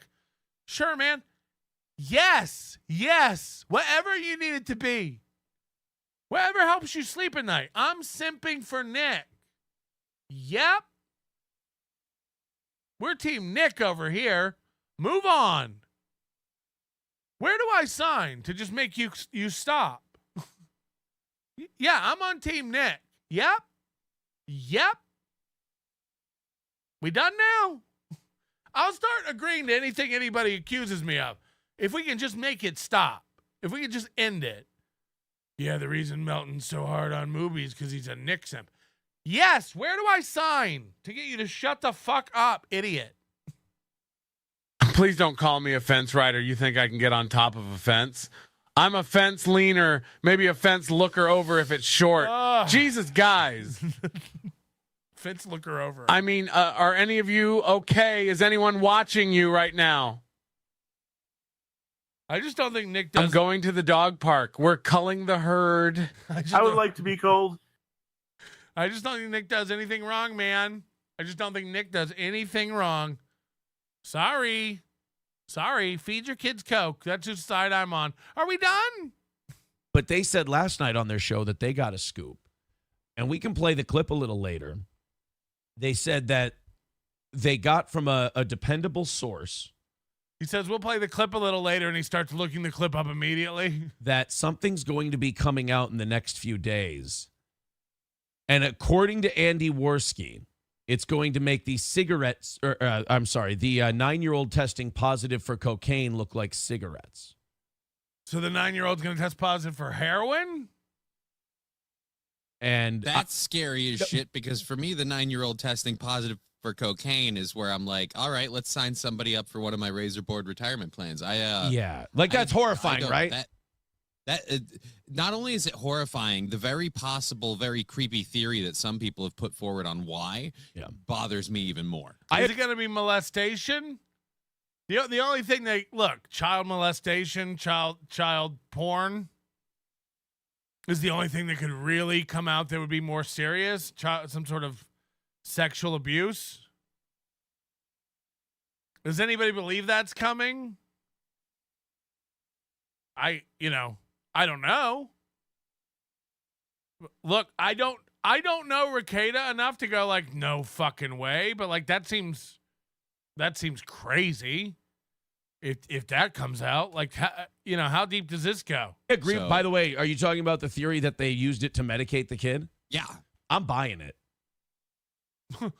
We know. You should join up with the rest of my chat room. They buy everything they hear too. Fucking idiots. Are you talking about the theory that they were using cocaine to medicate the kid? I buy it. I'm buying it. Oh yeah, based on what? The 0 times you ever saw kids doing coke over at their house? I'm buying it, dude. I'm buying it. Hey, are you talking about the theory that they used it to medicate the kid? Yeah. I'm buying it. I'm buying it, bro. And that pisses me off even more. Now that you just confirmed it, I'm pissed off even more. About what? The thing you just made up? Is everyone okay? Is everyone all right? That pisses me off even more. What? That they were giving it to a kid on purpose to medicate them. Fuck, they were? No, I just made that up. That fucking pisses me off, dude. Oh, wait, we should all relax since we just made all this up and don't know what the fuck we're talking about. Oh, yeah, good point. Like, they never do that. They just, oh, yeah, fuck. And some of the theories I'm hearing on forums, I don't even want to think about. Are you talking about the one where they were using it to medicate a kid? Because I buy it. That fucking pisses me off, man, that they would do that. You know that didn't happen. You just made that up. Like, they literally forget they made it up a few seconds ago, and then they get mad about it. Like, guys, chill. That didn't, nobody came out and said they were medicating the children with, like, that didn't happen. Fuck, does that make me mad? Okay? Only because, like, if the test is legit and it's correct, it's not a one-time exposure. Like, if. Now, again, last week he told us it could be. The way these tests work, if they get exposed to it one time in a volume similar to the last week Mooby sat there and told us all the details about how these tests work, and then literally a minute later said, I don't really know how the tests work. Now, so last week it was one time could have shown this easily. Now it's like, you know what? I buy that they were medicating the kid with it because the test wouldn't have shown it if it was just one time. Well, which is it? The thing you didn't know last week or the thing you don't know today? I don't know which one to believe. The thing you don't know shit about last week or the thing you don't know shit about today. I don't know which one to believe. Fuck. Last week he's like, if they would have kissed that kid with cocaine in the hair, it would have come out like a heavy user. Now he's like, look, the way these tests work, he had to have sustained usage over long periods of time. You thought you could get it by kissing a head last week. You thought you could kiss cocaine into a child last week. And today you know what it takes to show sustained usage. You're dumb. You're all dumb. Y'all just keep making shit up and then getting mad at it. Again, I won't look stupid. I won't. You know why? I don't pretend to know shit. That's not true. I pretend to know shit all the time. Man, I know everything. If you exposed a kid to that much one time, I feel like that would be a very serious problem. It's indicative of consistent daily to weekend use. Or a kiss on the head, depending on when you listen to me. It just depends. It just depends on which movie you get. Look, this kid clearly snorted 4 lines a day or had a father that kissed them. We may never know. Right? Which, again, gives me a serious issue. Why? It's not real. Also, they're not your kids and you have nothing to do with it. Are you all right? Why don't you go back to hoveling around your shitty life? Look, if that's true that those kids were being fed cocaine, I have a serious issue. You do? What is it? That's fucked up. Okay, was that the whole issue? Are we done? Seeing as they're not your kids and you're not involved in any way, is it really a serious issue? Or is it like reading a newspaper story that you're also not involved in and then you can just carry on with your life? If that is true, I have a serious issue. Raise your hand. Raise your hand. You need to go to the bathroom? You need somebody to change you? Johnny Crutches has a serious issue with the thing Mooby just made up. Because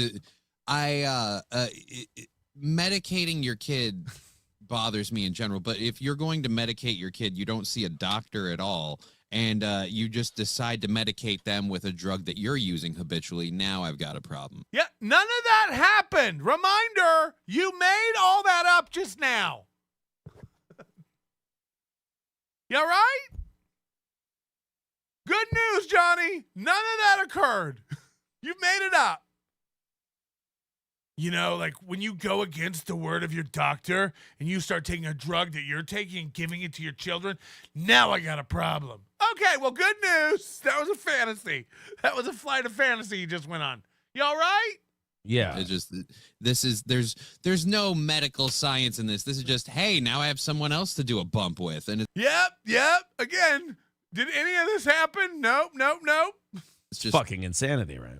I can't believe they were doing bumps together. Yeah, that is insanity. So what they just signed off on is Nick was doing bumps with his kid. And they were just like, that's fucked up. That's fucked up that they're all doing bumps with their kids because they couldn't find anyone else to do bumps with. Science in this. This is just, hey, now I have someone else to do a bump with. And it's just fucking insanity, right? Yeah.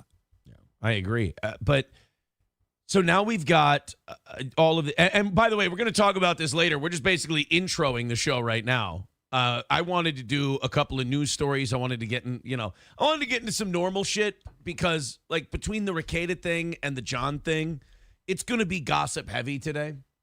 Okay. And I wanted to get into some regular shit. I mean, we got the AOC speech which I think is fucking hilarious. It is. It's going to be great. I have no idea. If you haven't seen that yet. Nope. I haven't seen Alexandria Ocasio-Cortez. There was like a Cardi B song playing at this rally she was at. So she got all yo-yo and worked up, but started making like a political speech. She got all yo-yo and worked up. First, I was cucking on Shuli and the TSN. Hard. Cutting over. Then Carl and his mom wife slid into my DMs. Now, I am on the Nikki Rails train. Chew, all aboard. Wait until I tell them I'm opening for Chad this summer at the Chuckle Hut. Big Sauce is big sad. Oh, boogers. Just to keep an eye on them, there are about 600 viewers over there on YouTube. Steel Toe this morning. Looks like they're about 155 away from the goal. And they've got about 9 minutes to go. So they're hovering around 1,000 viewers before NLO went live this morning. And it just goes to show you where they're at. You know, they're about halfway through their goal, 4 hours into the show. with 1,000 viewers. Now, they've never had this many viewers. They have more eyeballs than ever, and they're not hitting goals more and more than ever. But they'll tell you that, you know, they got the streak going. They never missed a show since March, et cetera, et cetera, et cetera. I'll be here for it. We'll be here to watch the anonymous PayPal donation come in. Taking a confrontational tone with Jewish voters. Not the best way to get her going, but you kind of saw with the AO. Boy, of course, he's... All of these people are just kind of getting worked up when they get up there, and they're kind of... Oh, boy, we got a lot of... let's go through these. Sorry about this. Fab 5 Durf 1. Biggest narcissist douche, John or Mooby? Mooby, I think. Wizard Nug 2, member for 14 months. The Toe Saga, a 14-month-long epic. How will it all end? Let's hope it never does. Nothing Burger, member for 3 months. Aaron's a testosterone replacement. Aaron is on testosterone replacement and gets no physical activity. That's why he has man boobs and his weird balding hairline. Little Emmy, member for 11 months. Funny how he calls everyone else dramatic when his arms and hands have a mind of their own. Mr. Fingers, member for 14 months. Our small community is wondering if you'd be willing to come become the owner of the next Sonichu medallion. It's a powerful artifact, so no need for haste. Yeah, I heard that's what brought Nick down. I'd be interested in licking it. Bone CK, member for 8 months. Aaron brought her there and then created an impossible situation to come back home. My family did a similar thing to a dog that wouldn't calm down. Yeah, I just like it's very clear that he went and dumped her there. Like again, dude, like it wouldn't no one would do this to their wife. It couldn't happen. You would not allow it to happen. The Judge of Levels, member for 7 months. You're a refreshing voice in a sea of sycophancy. Sycophancy? I know what a sycophant is, but I've never been sycophancy. That should be my new clothing line. 5, that puts us 130 away. Guys, Sid can't carry it himself. We got a good sizable audience on this show nowadays. These goals should be a lot easier if you become someone who chips in $5-10 a month. Hey, man, all of you do that. There's no goals anymore. It's just. Do you believe that? Do you believe you could get rid of the goal if you all chipped in 5 or 10 a month? By the way, 10 a month is what I asked for the overdose. Join nobodylikesonions.com/overdose. This is how I want you to support this show. Thank you. But there's the AED. There's the defibrillator to kind of shock you guys back. Throw in a couple of bucks. This is the offering plate. We're passing it around at the end of defibrillator. And now he's passing an imaginary offering plate. Look at this. And talk a whole bunch of shit. We got about 6 minutes left. And we're 130 away. April, because it's passed around at the church. 130 away from today's goal. Streamlabs, PayPal, Venmo. You see the links in the chat. Get after it. This is the begging segment. Got to get our begging in so we can get our money. This is the begging segment. He hasn't asked for money all day until just now. Enough of you. If you're just watching with your hands in your pockets, get in there and throw a little tithing at the steel toe so we can keep this bad boy going because, like I said, just crossed over 13,000 subs. Whoa. Feeling pretty good. Whoa. But we got a little over 5 minutes left before we fail by $130 today. Last Monday, we failed by $250, so Mondays are becoming the new Tuesdays. We're getting our shit. How did you fail by $250 last Monday? You have a thing up that says you have an 8-day streak. Last Monday would be 7 days ago. How? How are you on an 8-day streak if you failed massively by $250 last Monday? Anyone still believe this guy about anything? I want to keep my show going. We failed massively last Monday, which was 7 days ago. Also, we're on an 8-day winning streak. What? Total failure this morning. 130 away from the goal. What's great is 8 minutes out, he starts talking about what a failure he is. But it looks like you're just kind of sitting on your hands going, no, fuck you guys. You're not good enough. You didn't do a good enough show today. You didn't earn it. I hope we did. I really do. You'll get I keep hitting refresh on PayPal. You'll get it on PayPal. That's where it'll come in, where nobody can see it. 4 minutes left. Guys, if you want to help us get to our goal, it's PMelt on Venmo. I know everybody. People don't want to give in public. They want to Venmo me it privately so that it doesn't get seen. I get it.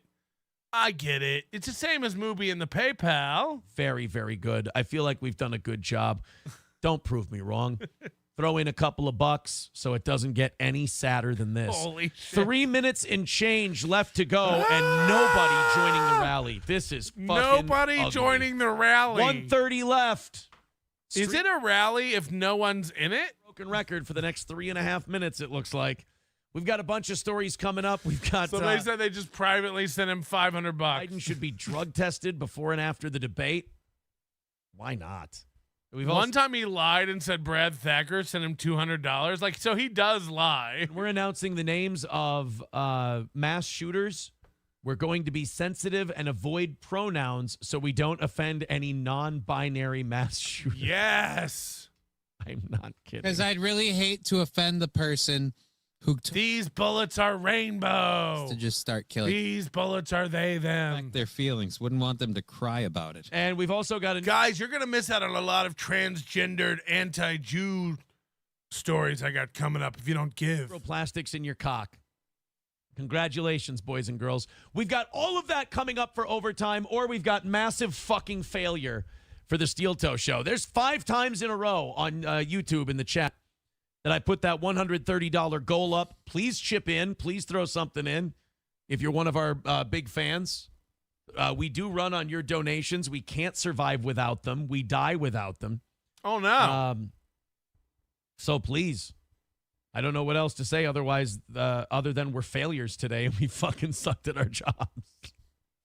10 seconds, nothing coming in, 130 away. Get it inside of $50. Don't make Sid do everything, guys, please. Streamlabs, PayPal, Super Chats, Venmo. Bless his heart. Bless his heart. Brian M. with 10 gifted memberships. Thank you very much, guys. A fucking defibrillator, please. 105 away from knock. Defibrillator. Christ.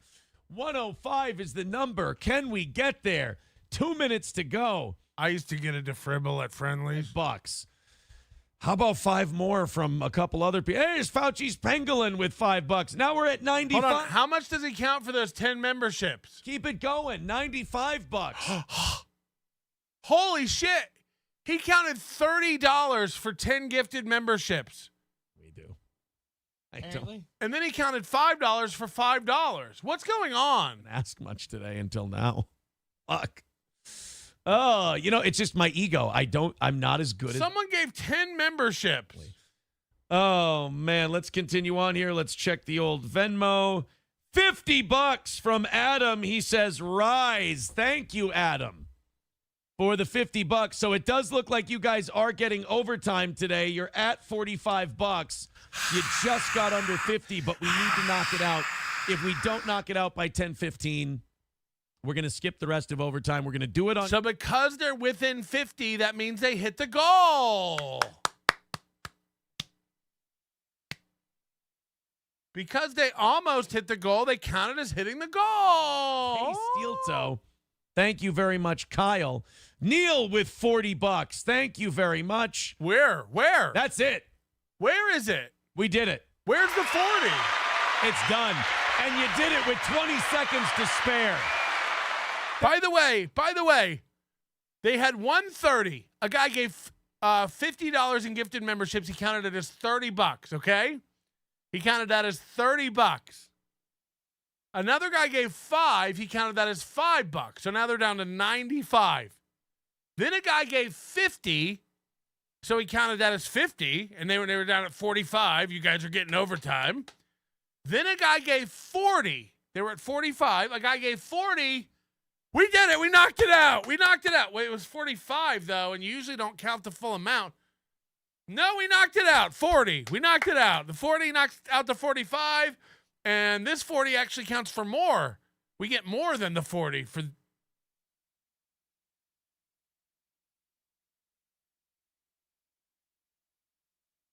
$130.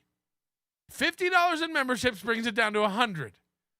$5 brings it down to 95. Because why not? 50 brings it down to 45, and then 40 brings it down to 0. Another win for the toe, everybody.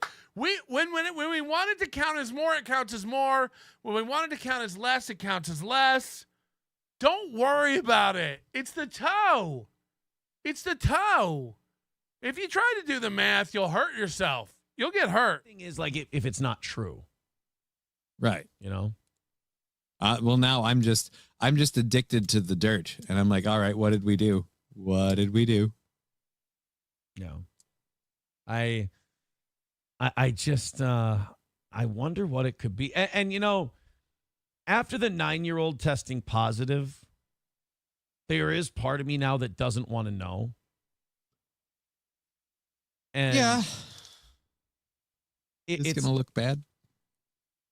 How would it happen? I'm just out of curiosity. Not a Nick ball washer. I'm just what would, aside from a bad test, a false positive, why would one child test so heavily and none of the other children show any trace?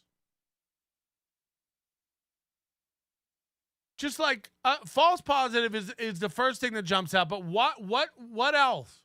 One of the kids was around the coke more than the others. By the way, a middle-aged kid, not an older kid.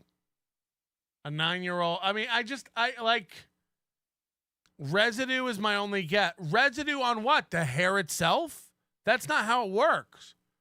Residue on a countertop that they're what? Consuming over and over and over again to such a point that it shows up as regular usage?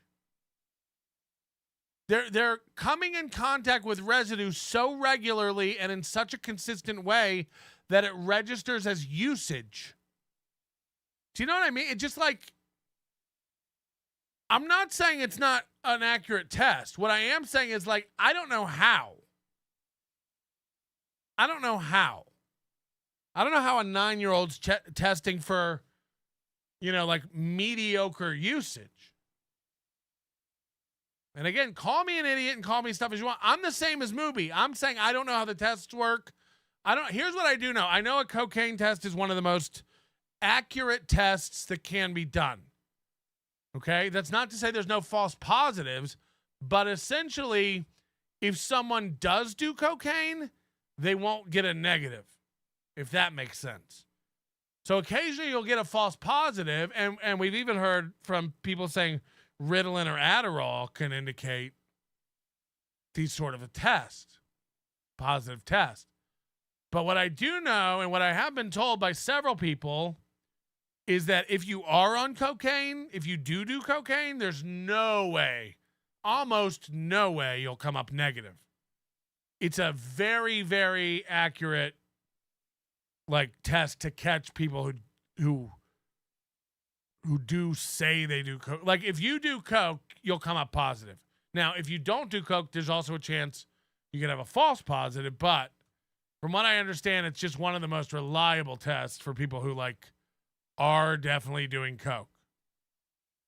That's just me. What are they talking about? Maybe before we do this debate this week with between Biden and Trump.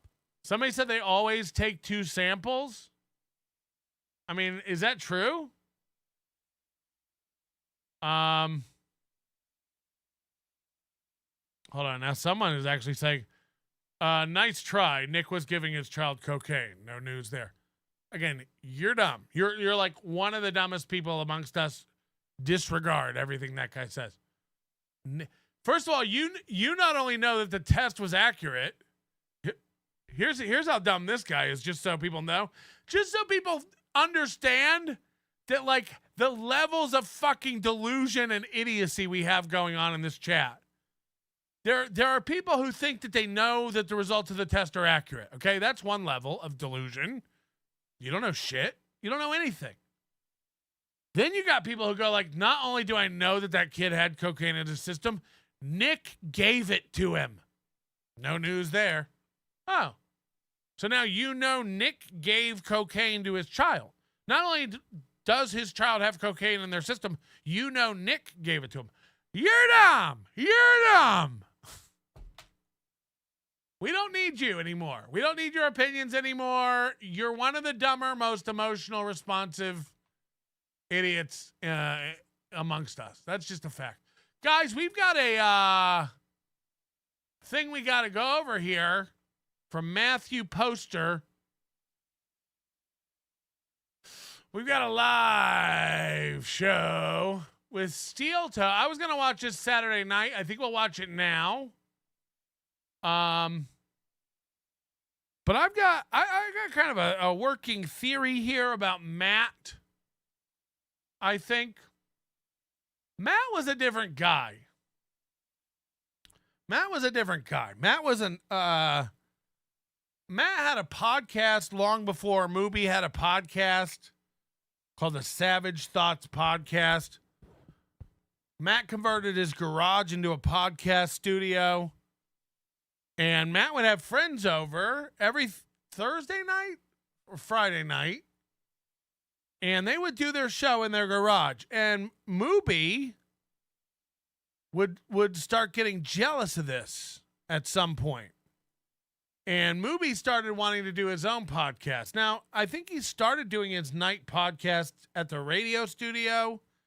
And then he started migrating to doing it in Matt's garage. And we heard some audio last week of Matt getting a little upset because Mooby was basically stealing his time slot.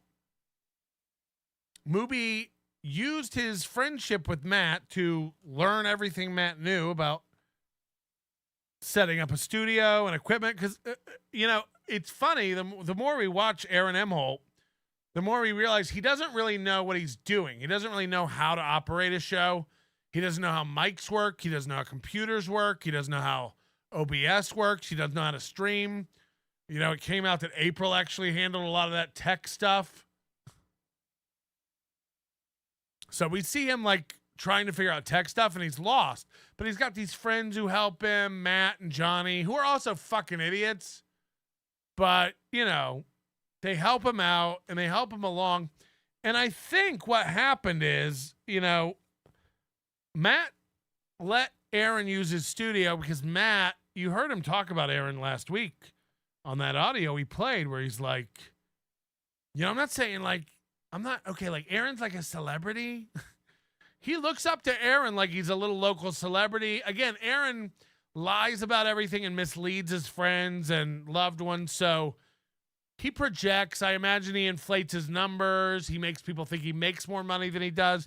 He makes people think he has more listeners than he does. He's doing better than he does. He puts this air of fake professionalism on whenever Matt's around. But the fact of the matter is, the more I dive into this and look into it, Matt had a better show. Matt had a real podcast that he did with friends, and even though it wasn't big, it was genuine. Matt had real friends that he had over to have on his show to talk about shit, shoot the shit, and have a good time. And Mooby wormed his way into this and slowly started sucking the lifeblood out of Matt through subtle put downs and other kind of social leverage, I think. Now, I don't have this whole picture put together yet, but what I think happened is around 7 years ago, Mooby starts going on to Matt's podcast. And around 4 years ago, they have the Twitch thing where they're using Matt's garage. They allowed Matt to use their channel. They get the channel banned. They lash out at Matt. This has become a theme where several times Aaron Imholte has lashed out at Matt, yelled at him. And this is, again, while he's using Matt's garage. Mooby didn't have a studio. Mooby doesn't know what the fuck he's doing to broadcast. So all his friends are helping him, and he's lashing out and tearing them apart while this is going on. And I think Mooby beat Matt up about his podcast so much that he made Matt stop podcasting. I think Matt had the better podcast, and Mooby berated him and beat him up so much that he made Matt stop doing his show. Made Matt feel like less than, even though Matt had a genuine show that he did with friends that seems like, we're going to take a look at it today. I've seen some investigative discovery shows, and so I know my way around forensics. So yeah, I'll buy any theory that'll reach the goal and bring in another win for the toe. My theory is when a woods girl sees a moobless man, she falls in love. In the moob light. I'd prefer if Aaron didn't take my time slot. It's going to mess with my afternoon nap time and later play date. Also, the Celsius is too spicy. Can I have milk in that sippy cup, please? I love how it adds. So, what looks like live from the lunar lander here. This is Matt's garage, and I'm going to get out of the way. You have Aaron Imholte down here on the right, and I'm sorry again for the bad camera framing. This is just how they do in Minnesota. Matt's way over here to the left. We'll see him in a minute, and what you're going to notice about Matt is something insane. I don't think Matt's bald. Again, I think this is just a symptom of what Aaron Imholte has done to this man. I think he's taken every bit of personality and individualistic uniqueness and run it into the ground. We're going to see Matt in a second. I shit you not. We're going to have to do 2 takes on this. Matt has a mohawk. Matt has a big, healthy tuft of hair, and it's a mohawk. And now we're going to see Aaron be a sidekick on Matt's show. This is 7 years ago. This is 2015 or 16. Here we go. So is this a real start, or is it... Oh, stop it, because I just screwed that up.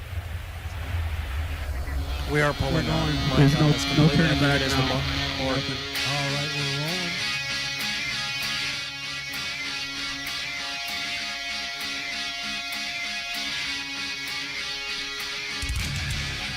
You're listening to Savage Thoughts Podcast.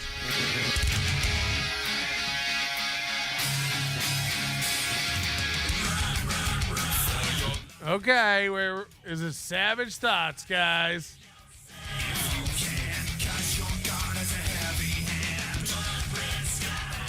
It's on. You can pick it up through the program. It's not through the You're talking over our intro, asshole. Going pretty good.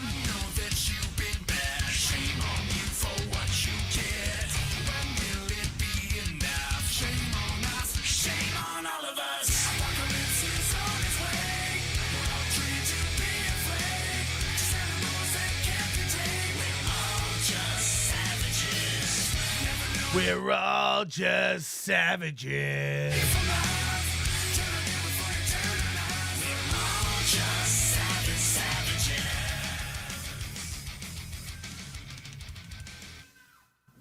Ladies and gentlemen, welcome to the Savage... Way to match that energy.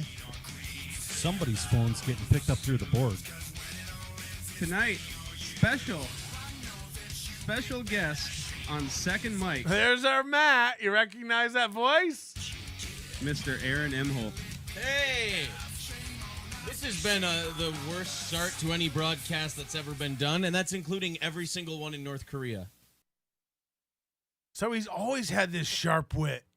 This is, for anyone who's been watching this live, all 4 of you that have hung in there.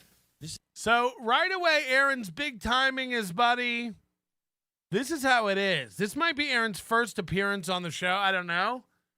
But Aaron's shitting all over his buddy and the number of viewers he has right out of the gate. This has been fucking atrocious. But you guys made it. Look at you. Yeah. Hey, good to be here. This show sucks. Nobody listens. It's atrocious, but we did it. Look at you. Okay. In my defense, it's in my fucking... Aaron, look at your show today. Look at your show today. Garage, not a radio studio. This actually has a lot more space than my radio studio. I was going to say, this is about the same as the Rockin' 101 studio that you do. I don't have a fridge with a bunch of beer and whiskey in it. Jesus, get a load of Mooby side profile. Talk about chins for days. Jesus Christ. Studio got more space when they took that desk out, though. Yeah, when we had to downgrade to a smaller desk. And why? Because God forbid the only guy who does a live radio show in there have a nice oak desk. Why does it have to be oak? You've got to have a little tiny office desk. I don't know. Mark Allen seemed to do fine with it today. Although Matthew here doesn't like Mark Allen. Who the fuck's Matthew? Oh, I'm sorry. Are we Rusty Shackelford in this one? Oh no! Did I not use the guy's stage name?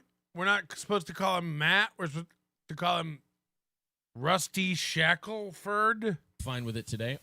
Although you've got to have a little tiny office desk. I don't know. Mark Allen seemed to do fine with it today.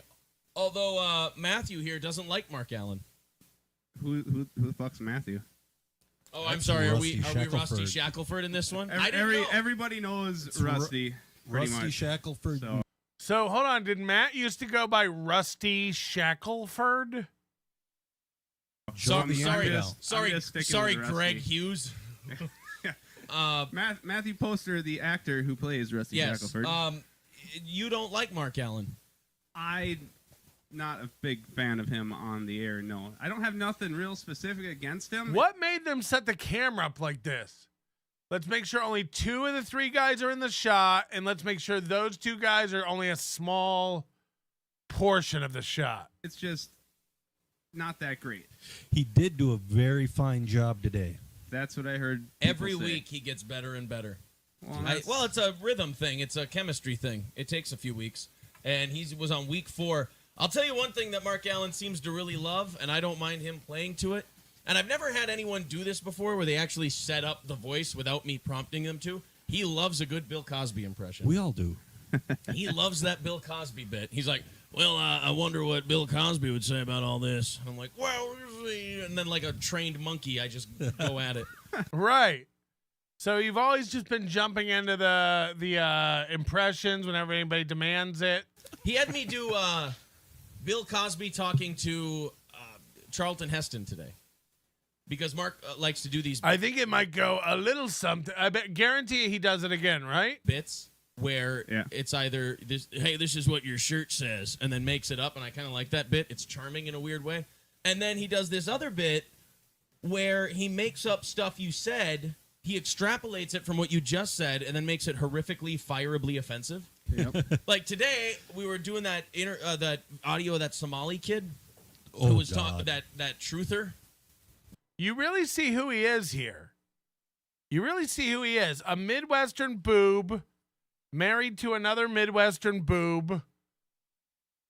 He's got a kid. He drives a Buick Lucerne. Just a loser. Just a Midwestern loser hanging out in a garage, drinking beers like so many other drunken Midwestern losers. Nothing wrong with this at all. But don't ever forget, he's the same guy today. What are you turning up now?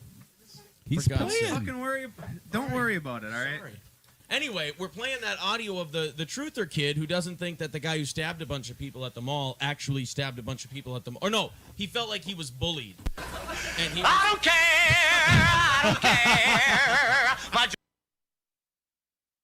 I mean, their audio's all over the place. The hiss. I don't know what's going on. Sorry. It's all them. Jokes don't go over. I don't care. Everybody, I don't care. It took a while to find that. He does not care. I don't care. Look. No. It's a Lucerne, not a LeSable. Look at he's got it in a fully functioning button bar. It's empty yet, but this will be a fully functioning button board. Look what I've unleashed onto the world. Yeah. What? Wait, when you guys 2 ex-wives? What have you unleashed on the world? Figure out how to actually do one of these, you might be dangerous. Yeah. So the Somali kid. If Matt ever figures out how to do one of these podcasts, he might be dangerous.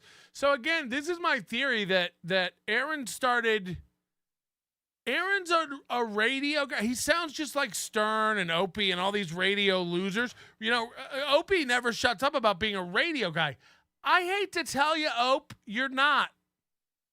You're not. You couldn't get a job in radio today if you tried. And by the way, I've heard you've tried. I mean, does anyone believe this anymore? I'm putting it out there right now. Somebody clip this and get it to Opie. Opie, you pretend like you're this radio guy, just like Chad Zumach, just like Aaron Imholte, all these guys. I'm a radio guy. I'm just in between jobs right now. You're never going back to radio. You couldn't get a job at radio if you tried. This goes for all three of you. Opie, Greg Hughes, Chad Zumach, and Aaron Imholte. None of you could get a job at a radio station if you tried. First of all, there's no jobs at radio stations. They're letting the dinosaurs who already work there die off, and then they're locking the doors and shutting down the sticks. This dream you all have of getting back to radio is insane. Getting back to radio. It's like being a telegram operator who was in a coma and got woken up in 2007. And you're like, if I could just get back to the ones and twos. No, we're not dashing our way to communication anymore. There are no more jobs for you to boop, boop, boop, boop, boop, boop, boop, boop, boop, boop, boop. Ships to shore. We're not hiring. I mean, it's just like, Opie, I dare you to find a job in radio. You couldn't do it. As a gag, go try. As a gag to prove it that you could get hired doing mornings in Shreveport. I dare you to go try. I dare you. None of you could get a radio job if you tried. Opie, you used to have 7 million people listening to you at one point. I'll wait. You couldn't get a job doing afternoons in Tacoma. Grow up. Aaron Imholte's like, oh, I'm so glad that my name wasn't in the paper and this doesn't put my radio deal on hold. What deal? You guys are all reading Saltwater Taffy cartoons or something. I don't know what's going on. There's no radio deals. None of you are going back to radio. You're all Again, Chad's like, I used to have a radio job. You used to have a condo. You used to have a car that wasn't wrapped around a tree. You used to have a lot of stuff, Chad. You'll never have it again. Used to. Oh, God. You used to have a brain that wasn't underwater. Now what? Is talking about how it didn't happen or how whatever, but he's talking like an American inner city black rapper. And I'm like, wow, that's a weird kind of assimilation where that's what you pick up. I go, if that's the case, if all these kids assimilate based on what they watch or what they listen to, wouldn't it be great if all these kids just watch like Charlton Heston movies? And then like they all grew up and you see all these Somali kids walking around going, I'm going to school today. And I'm going to algebra to learn how to count. And then he thinks he's like really entertaining. And Mark Allen goes, oh, you mean Charlton Heston, who's in Planet of the Apes, so you're saying all immigrants are apes. And I'm like, Christ, no. I'm not saying all immigrants are apes. And then just the black ones. and so that gets out there. Guys, stop laughing. I'm talking. Aaron has to talk over someone else's punchline that's getting a way bigger laugh than the thing he said. You're never allowed to Adrian's shows ever again. I'll bring my black bouncer. I'll get right in. So Aaron's not used to like big laughs and like. This is what I mean. Like Matt had real friends that he did a show with, and it led to like real funny moments.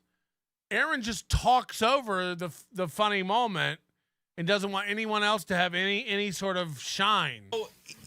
So he says that, and then, of course, because the listeners are utter pieces of garbage, yes, all 7 of you watching this live right now on Google. Still shitting on the show. 7. Hey, you should turn that. Get the whole group here. 8. Oh, my God. Yeah. So these animals. So look at this. Look at this now. Matt with a mohawk. Look at Matt with his full head of hair. I guess it's a faux hawk since he's got a little fuzz going on. But look at this high and tight mohawk.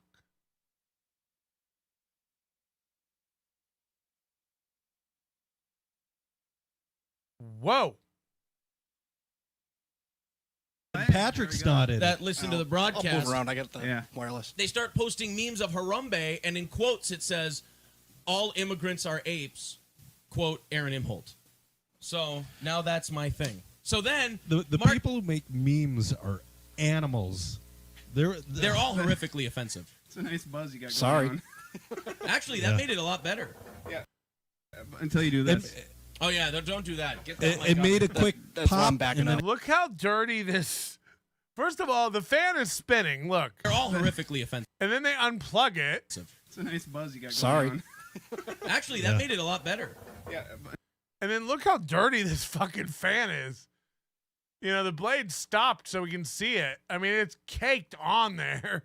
Until you do this. Oh yeah, don't do that. Get that mic it up. made a quick That's why I'm pop, backing and then up. it got better. No, that pop was me unplugging the fan. That might have been causing.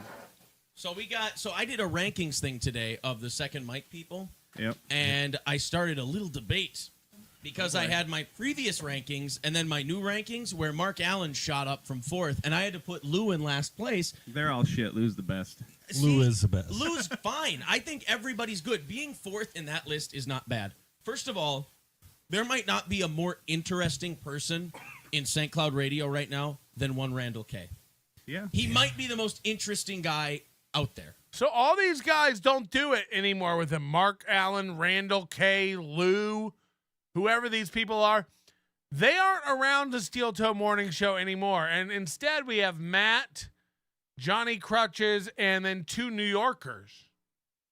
So Aaron is like, you know, in a way, it's like Mike David. He like burned himself through every contact in the city. It's like, how do you do that simultaneously? You know, you lose everyone. You know, like so his only option was to now trick a couple idiot New Yorkers into coming on the show. You literally like have a stable of guys and then overnight you lose everyone. Adrian Washington, whoever this is, Lou, Mark Allen, another, not Johnny K, another K. You know, where does it end? Where do these people go? And why can't you get them on anymore? Right. I love talking to him. I want to hear his history through radio, and then all of a sudden he was talking about getting text from temp service, like he quit radio for a little bit. It sounds like He has some experiences in the corporate world. Wasn't Adrian a black guy? Yes. Who said he'd never do the show again? And Aaron keeps talking about it like he's going to come do the roast in August. World where I'm almost convinced. That's why I always say he's like Michael Douglas in the movie Falling Down, where he's just going to end up shooting. Like I felt like he could have been that guy. How much is a can of Pepsi? Yeah, exactly. He's that guy. He's that close from snapping. Like if his wife turns up dead one day, he's going to be Charles Bronson in Death Wish. That's Randy. That's where Randy K's hanging on by the razor's edge. So I put him tied with Whiskey Pete because Whiskey Pete was so good this week, and he was also part of. It's like Power Rankings. He was part of the funniest bit we did all week, in my opinion, which was Dr. Dave and I reading the Anthony Weiner transcript. that was the bit of the week. And dude, that was incredible. So there's 2 hours of this. I don't know when it gets good. Let's skip forward a little bit. Those are feelings I are just glad I don't understand, I guess. But he, like, through the good bars, he had his arms around both of them, and the third one went off somewhere else, and I ain't see her the rest of the night. But two of them That was were her still chance there. to run. Yeah, I'm fucking out. she might have bailed. The carpet is kind of a magic place, so there's that. What is going on? Let's skip ahead again. Pharmacy type thing. And you can go in and get whatever the hell you want. You just tell the pharmacist, you know, I got this going on. I got menthol crystals prescribed, like a little bottle of just straight menthol. Nice. Throw them in, boil them up. He told me use 1 crystal. I boil it up. Don't really smell anything. So I dumped about 10 of them in there. Boil it up, put my head down, take a big whiff. I was clear instantly. Oh, I know what you're talking about. Yesterday I had diarrhea, and it hurt really bad.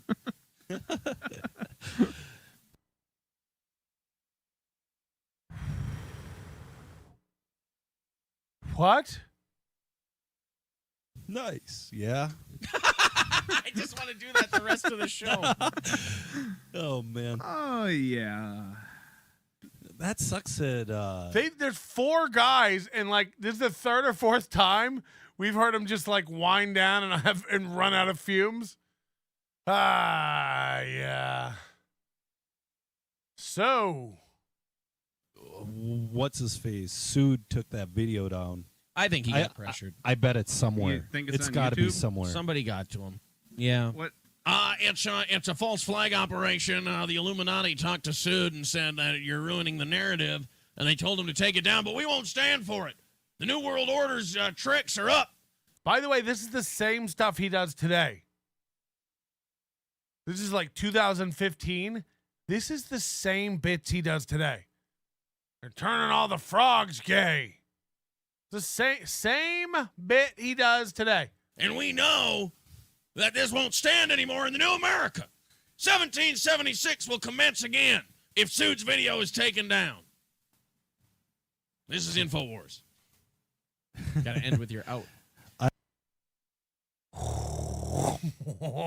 I still say I go with the theory that Go to sort with Bill, sort by date added. Yep. Bill Cosby, go ahead. No, Bill Hicks is Alex Jones. I've heard that before, but it's not. I know. I'll tell you why. What? Because Bill Hicks' face, even if he would have gained weight, would not have gotten that way. You think? Yeah. Well, he was already kind of fat before he got cancer. Right. No. Yeah, that thing is nowhere, man. I would have thought somebody would have saved that on Facebook, and we would have been able to see the... Yeah, this is all... So in 2015, he still thinks Facebook is like... I mean, Facebook is well on its way out by then. Aaron, up until about last year, thought Facebook was like the hub for like community. You know, it's just like everything he does is about 15 years behind. Very recent, though. You know what was really weird about the stabbing was all those Somali people who went there that night to say, oh, this is terrible, it's terrible. It's like, dude, it was never confirmed that this was a Somali guy. Why are you here so soon and everything else? And what really bothers me about it was a lot of people, not everyone who went. All right, let's skip forward again. I just want to see what this show's about, you know? How are we figuring shit out that you... Because of Patrick. Aaron doesn't have Patrick. Yep. Whoa! But I knew we could do it. I'm like, Patrick, you're an IT guy. We can do this, right? Yep, I thought so. Give me fucking another half an hour to an hour. I would have had it done myself, but he knows what to do. Yeah, the only reason I know he can do it is because Rogan can do it, and that's as far as my knowledge for this shit goes. Can you build How many viewers we got? Still got 7? No. Hold on, what are they talking about doing? Hold on, this might be good. They're talking about what they can do with the podcast. Technically, this should be good. Kate Murphy, and did you nominate her for Ice Age Queen? No. Why did it take so long to get to that? Yeah. We didn't want to hear about the fucking burger patties. We want to hear about you slamming some fucking kid in the ball pit. Freezer. A kid? No. No, he's dating this chick that worked there too and smashed her. Wow, you guys were a real power couple. Smashed her in the freezer. I almost tried getting her the slops thing she won't. Oh, wow, you really do see all Aaron's chins from this angle. It's not great. She won't go for that one. This is before he lost 2 boxing matches, though, so let's take it easy on him, you know? I used to have dreams about the future, then the future came and went.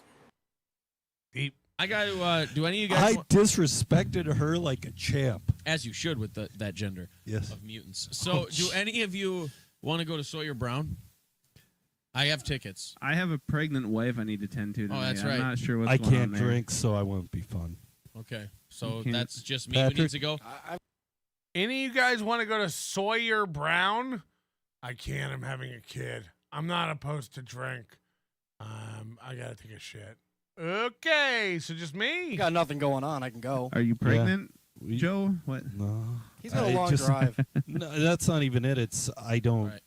I got to go to the Sawyer Brown, though. If you guys want to continue this broadcast, you can, but I got to run. By the way, that was Aaron Imholte, host of Rock. Fucking nobody introduced anybody. We just went. That's Aaron. That's the real Aaron. The Aaron you see now is trying to cover up this Aaron. But this is Aaron. He's like a dumb midwestern schluck. He's a hold up your t-shirt so we can read it kind of guy. Pretty sure I introduced the special guest, Aaron Imholte. He did. As second Yeah. mic I missed it. on the Savage Cast. I fucked I like up that. Matt's got no confidence. I want to bring Matt back. I want to make Matt a deal. We got to bring Matt's confidence back. We got to get him back riding high. I'm into Matt. I think Matt's been done wrong. Again, I don't think Matt's like some treasured prize broadcaster, but I think Matt had a fun podcast with his friends and Mooby ruined it all. I really do. I think Mooby made him stop podcasting and now he just bullies him on his own podcast. Savage Cast. Savage Cast. Fucking Savage Cast. Good one, Moob. On the video feed, you can call it that. Yeah. I might do Google Plus now in the studio with a laptop instead of fucking Facebook. I've wondered Do you why have you internet have that not. works? I might leave Facebook and go to Google Plus. This is where he was in 2015. Maybe 16. What is it? What's the date? 16, the end of 2016. The end of 2016. He's like, we should go to Google Plus.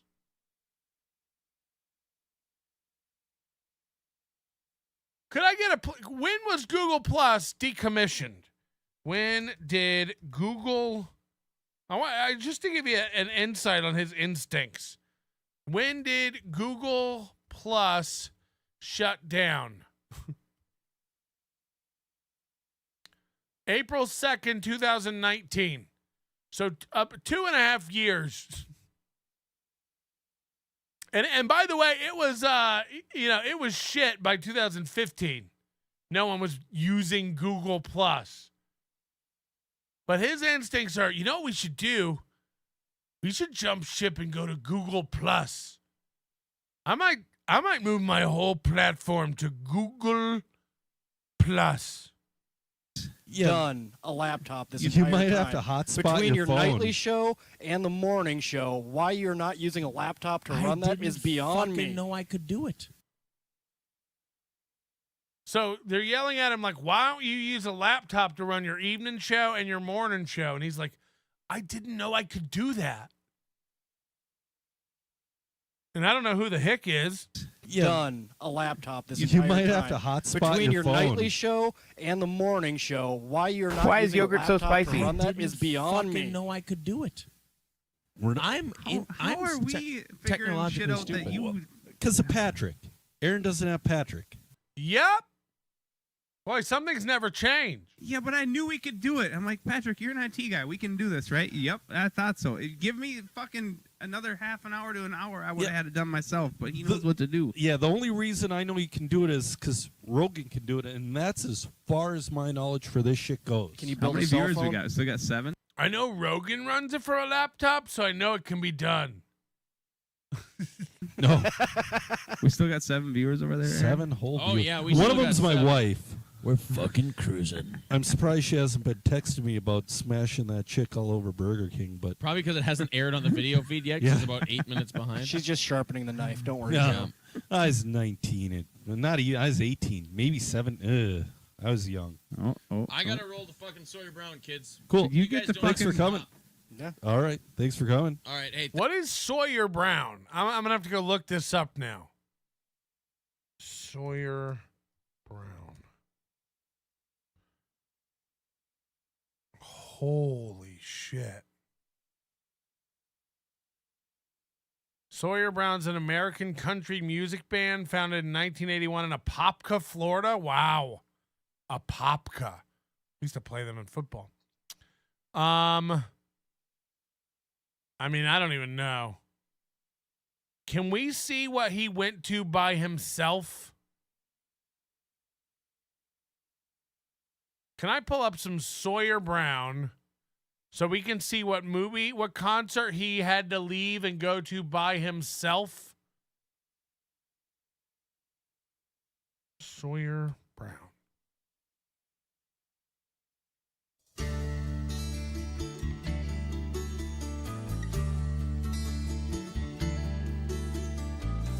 Down our long dusty driveway, I didn't want to go, but I set out with tears in my eyes of wondering.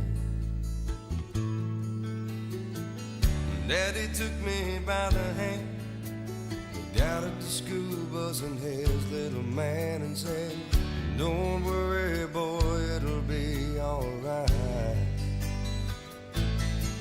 'Cause I took this walk you're walking now, boy, I've been in your shoes.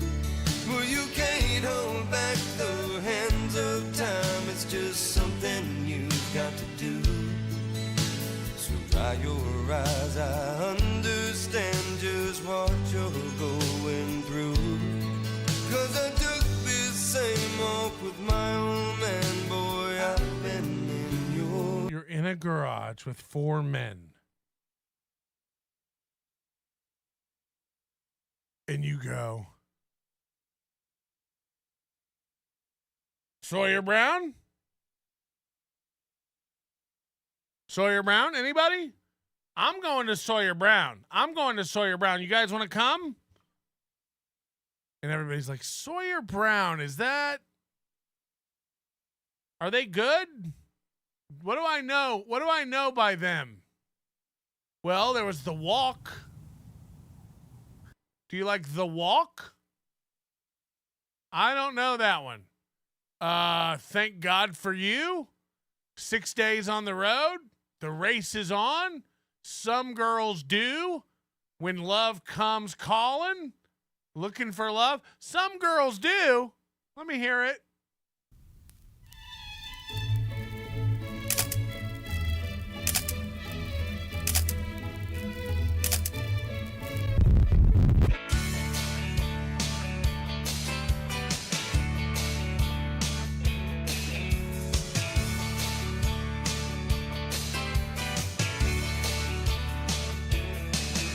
She turned up her nose as she walked by my Cadillac. From the corner of my eye, I saw you and you laughed. You were sitting on the swing on your... Okay, so he went by himself to that. And he asked a garage full of other men if they wanted to come. Not only is it country, it's the softest country in the world. This guy loves gay rock and country. He loves it. He loves it. He loves gay, soft men and country. And look, I've been into very little country in my lifetime, but the country I have been into, it's, of course, the Garth Brooks coming up in the 90s. If you didn't like the Garth Brooks Double Live, you were dog shit. But at least that rocked. At least I had some a little bit of pep to it, standing outside the fire, etc., etc. Even if you wanted to go full gay with Garth Brooks and listen to The Dance, at least it was fucking art, At least it had some fucking feeling into it. This is the softest shit I've ever seen in my life. This guy's dressed like fucking, what's his name?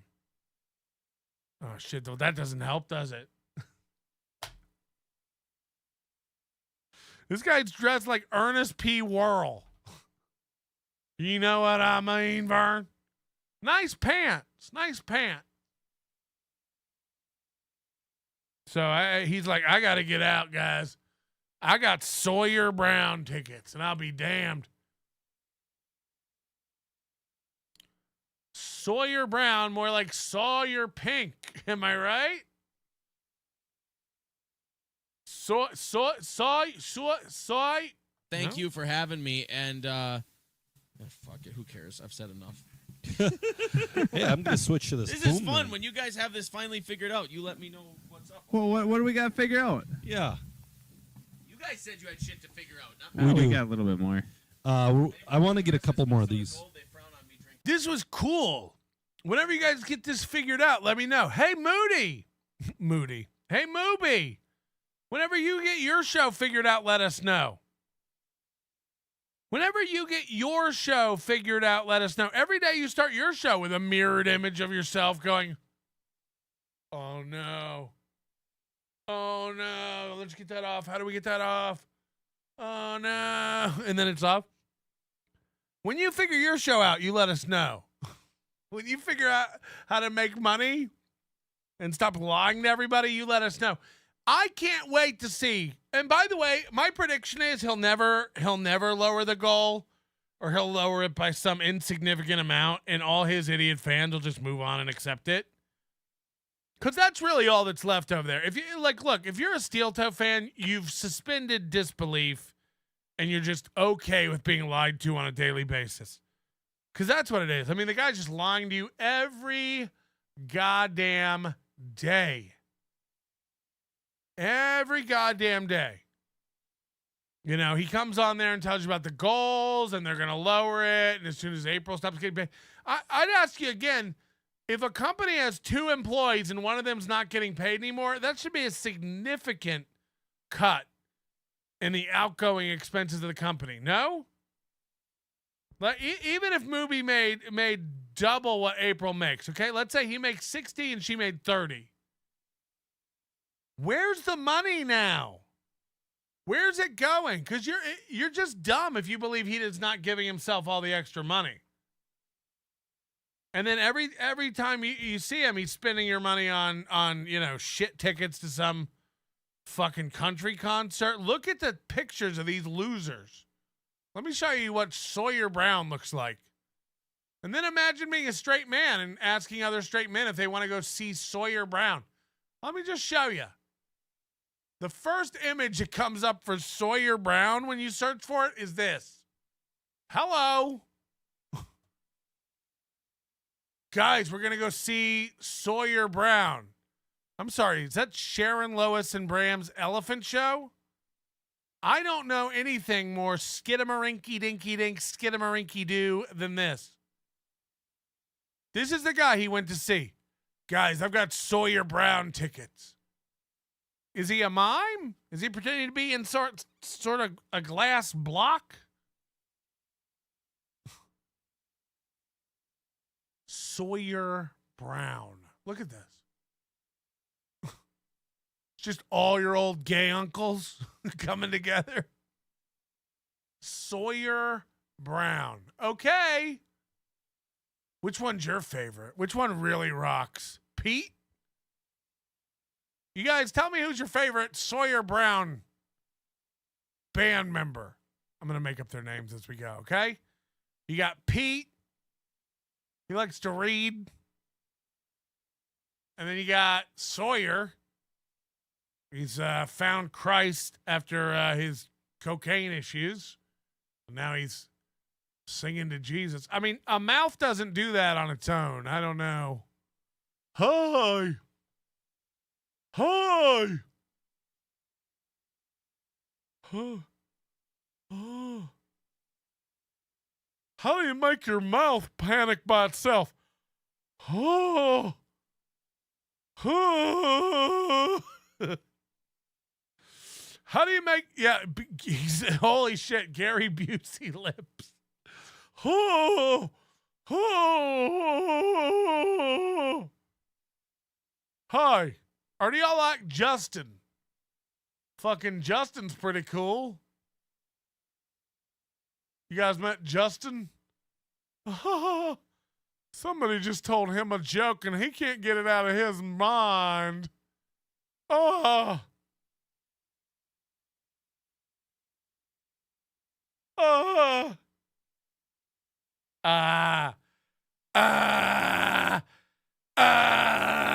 Okay, sorry. Oh God. Oh God. And then who's this? Gary. I'm not really in the band. I'm just a chaperone to make sure nothing gay happens.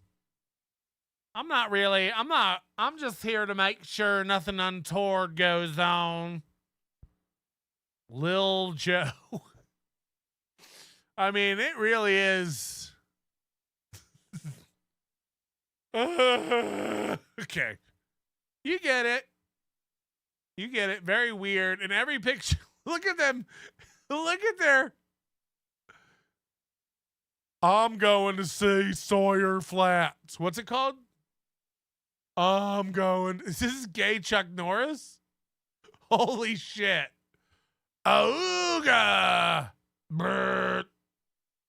I'm playing with my little pocket pool. I think they're cool. Hi. I think it's great. I think only an idiot wouldn't be into them. Jason Bentley, $20. Speaking as a Georgia redneck, turn that shit off. Yeah, I mean, it really is bad. It's like they have a type of country up in Minnesota they don't even have in the South. Just gay country. I think it's called snow country. Snow country. It's where you're like trapped in a cabin with other men and you start tapping your foot. And before you know it, you're just sucking each other's off. Hey, Bill, is that you in my esophagus? Get out of here. Mooby, want to go see Garth tonight? Sorry, Matt, can't. Me and Slam Piece are going to Sawyer Brown. I heard Colin Quinn is opening. Sawyer Brown. Okay. If you say so. Look, there's a lot of savage thoughts that we're gonna go over, but the thing you need to know is the last reference on Mathew Poster's YouTube of the Savage Thoughts program was 5 years ago. Now, I don't know if he ever did any more podcasts after that or not, but that's right around the time that the goddamn it, Matt, you know better. The point where Matt was using, I guess, Mooby's Twitch account to stream, I think after that incident, Mooby snapped at Matt so bad that I think Matt gave up podcasting. It was like, well, this one's just for the pros like Aaron Imholte. This is the last podcast on his channel. It has 42 views. And it's sponsored by freesmoke.com.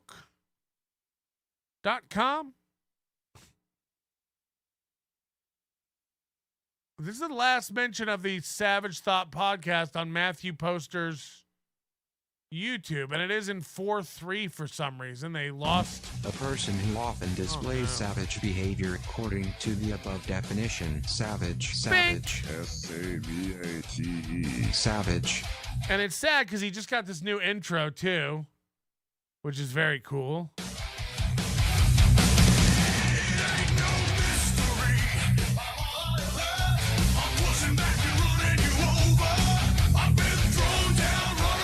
In your face? Yep. Weeks it's been. Quit leaning in so much.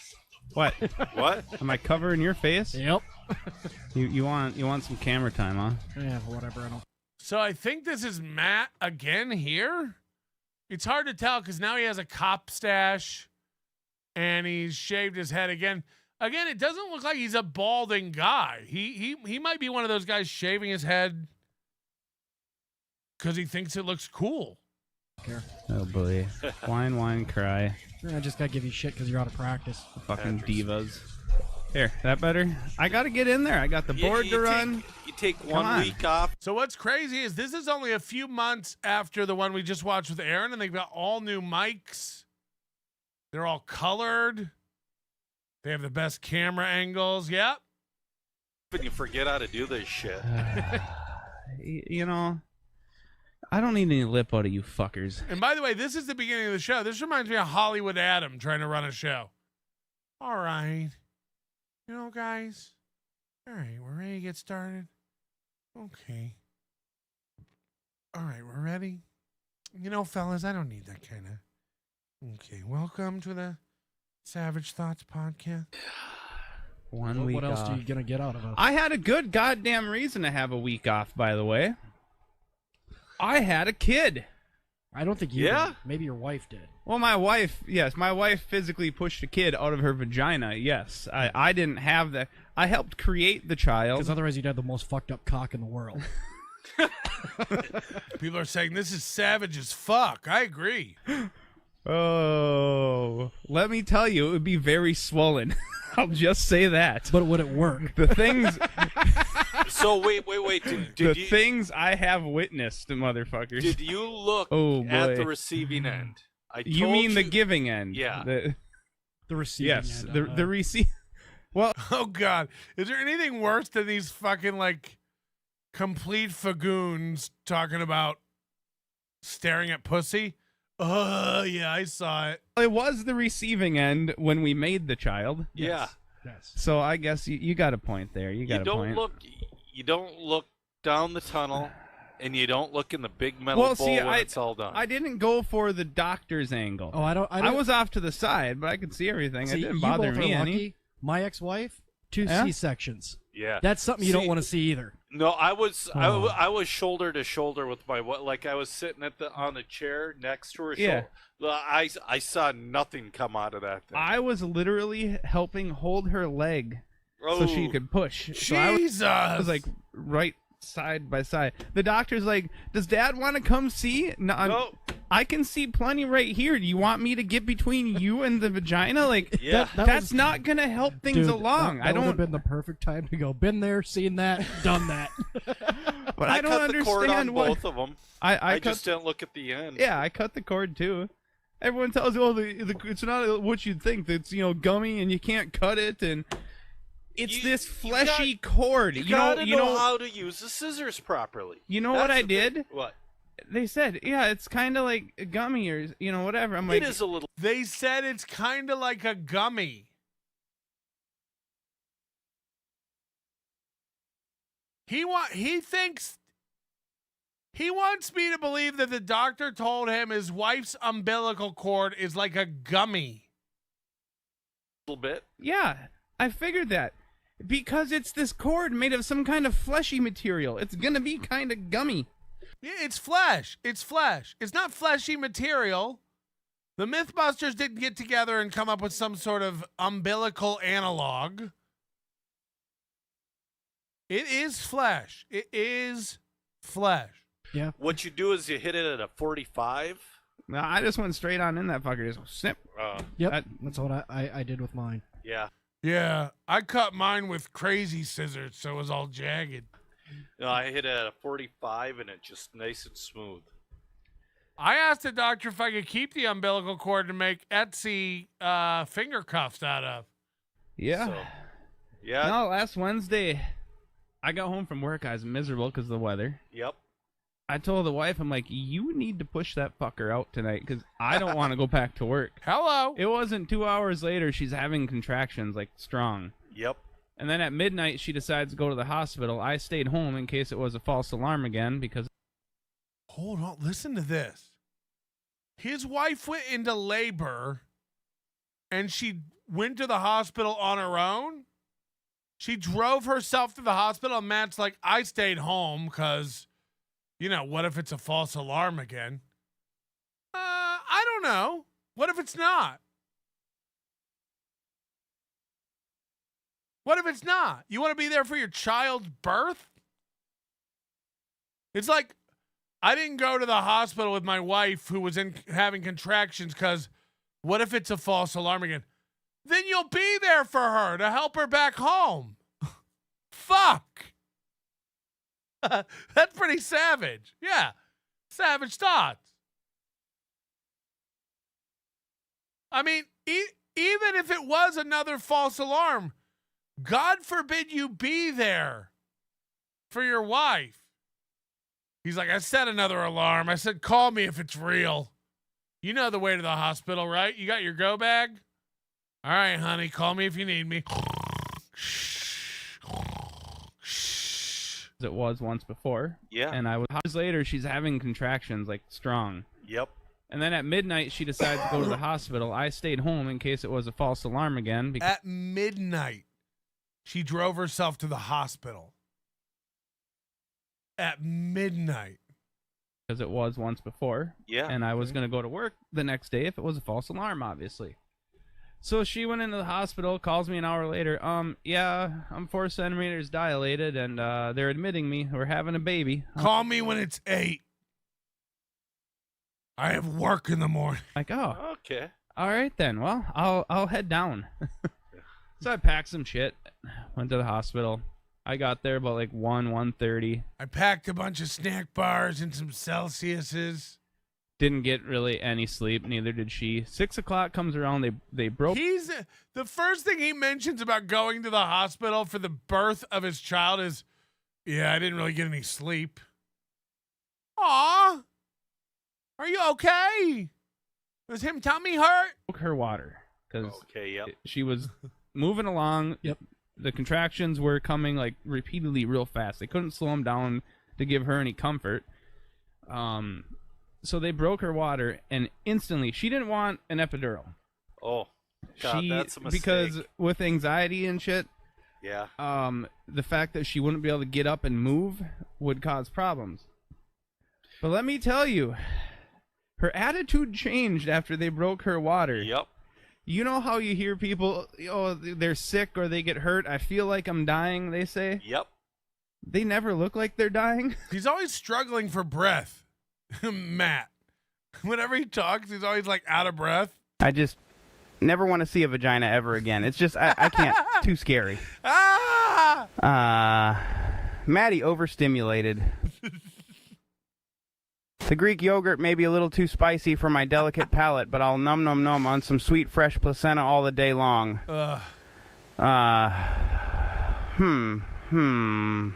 Good. My wife looked like she was dying. I have never seen somebody look this horrible. So I asked her finally after like 20 minutes. I'm like, I wasn't going to push it. Should I go home and sleep? That was, she clearly told me what she wanted to do. So finally I asked him, like, you want me to call the nurse and get something? Yeah. So then, the nurse came in. She decided on the epidural. Which $800 she's going to spend. Which then they're trying to bend her, you got to like hunch over. Yep. And they're telling her, lean over. She's tiny and she's got this giant belly. She can't lean over any further, and they're pushing her to... It's like trying to fold a bowling ball in I'm half. sure because they have to open up the vertebrae so they can get the needle in there, They gave her that epidural. She never felt a thing after that. How's she doing now? Pretty good. I don't know. I left her there. I assume she's fine. She gets a little too active and stitches start to hurt. Yeah. But other than that, I mean, everything in general went a peasy out of you. Smooth. We were in the hospital until Saturday night at like 6:30, though. Really? He's 3.5 weeks early. Oh, yeah. Okay, but get this. He's 3.5 weeks early, 7 pounds, 12 ounces. Yeah, she was done. That's a big kid. And we do not have the date of conception wrong. Let me make that very clear. People have been asking this. Well, are you sure they didn't get the date he was conceived wrong? No, we know. We know. Trust me. We don't fuck a lot. So we know. Yeah, I was... Also, the baby's black. I mean, I was super early. I was about the same size. My son was... What is it? What is this show? Savage thoughts, everybody. They're the savagest. There's a lot of savage thoughts out there, but there's not many more savages than this. This is almost as savagey as it gets. Matt has a store. If you want to pick up some cool Savage Thoughts merch, head over to tpublic/user/savage-thoughts-podcast. I'm not kidding. There's one item for sale. Wish it was a t-shirt, but it's not. For $15, you can get yourself... Oh, it is a t-shirt. I take it back. For $15, you get yourself a Savage Thoughts t-shirt. Now, I thought he had a keychain or something. Whoa! You can get a Savage Thoughts logo on all this stuff. Holy shit! Dude, that's like a Savage Thoughts mug. Pretty cool. I didn't know they had all this cool merch. You can get it on a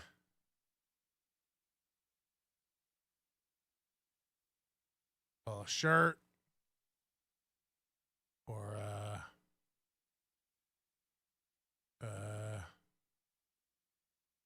keychain, phone case, a pin.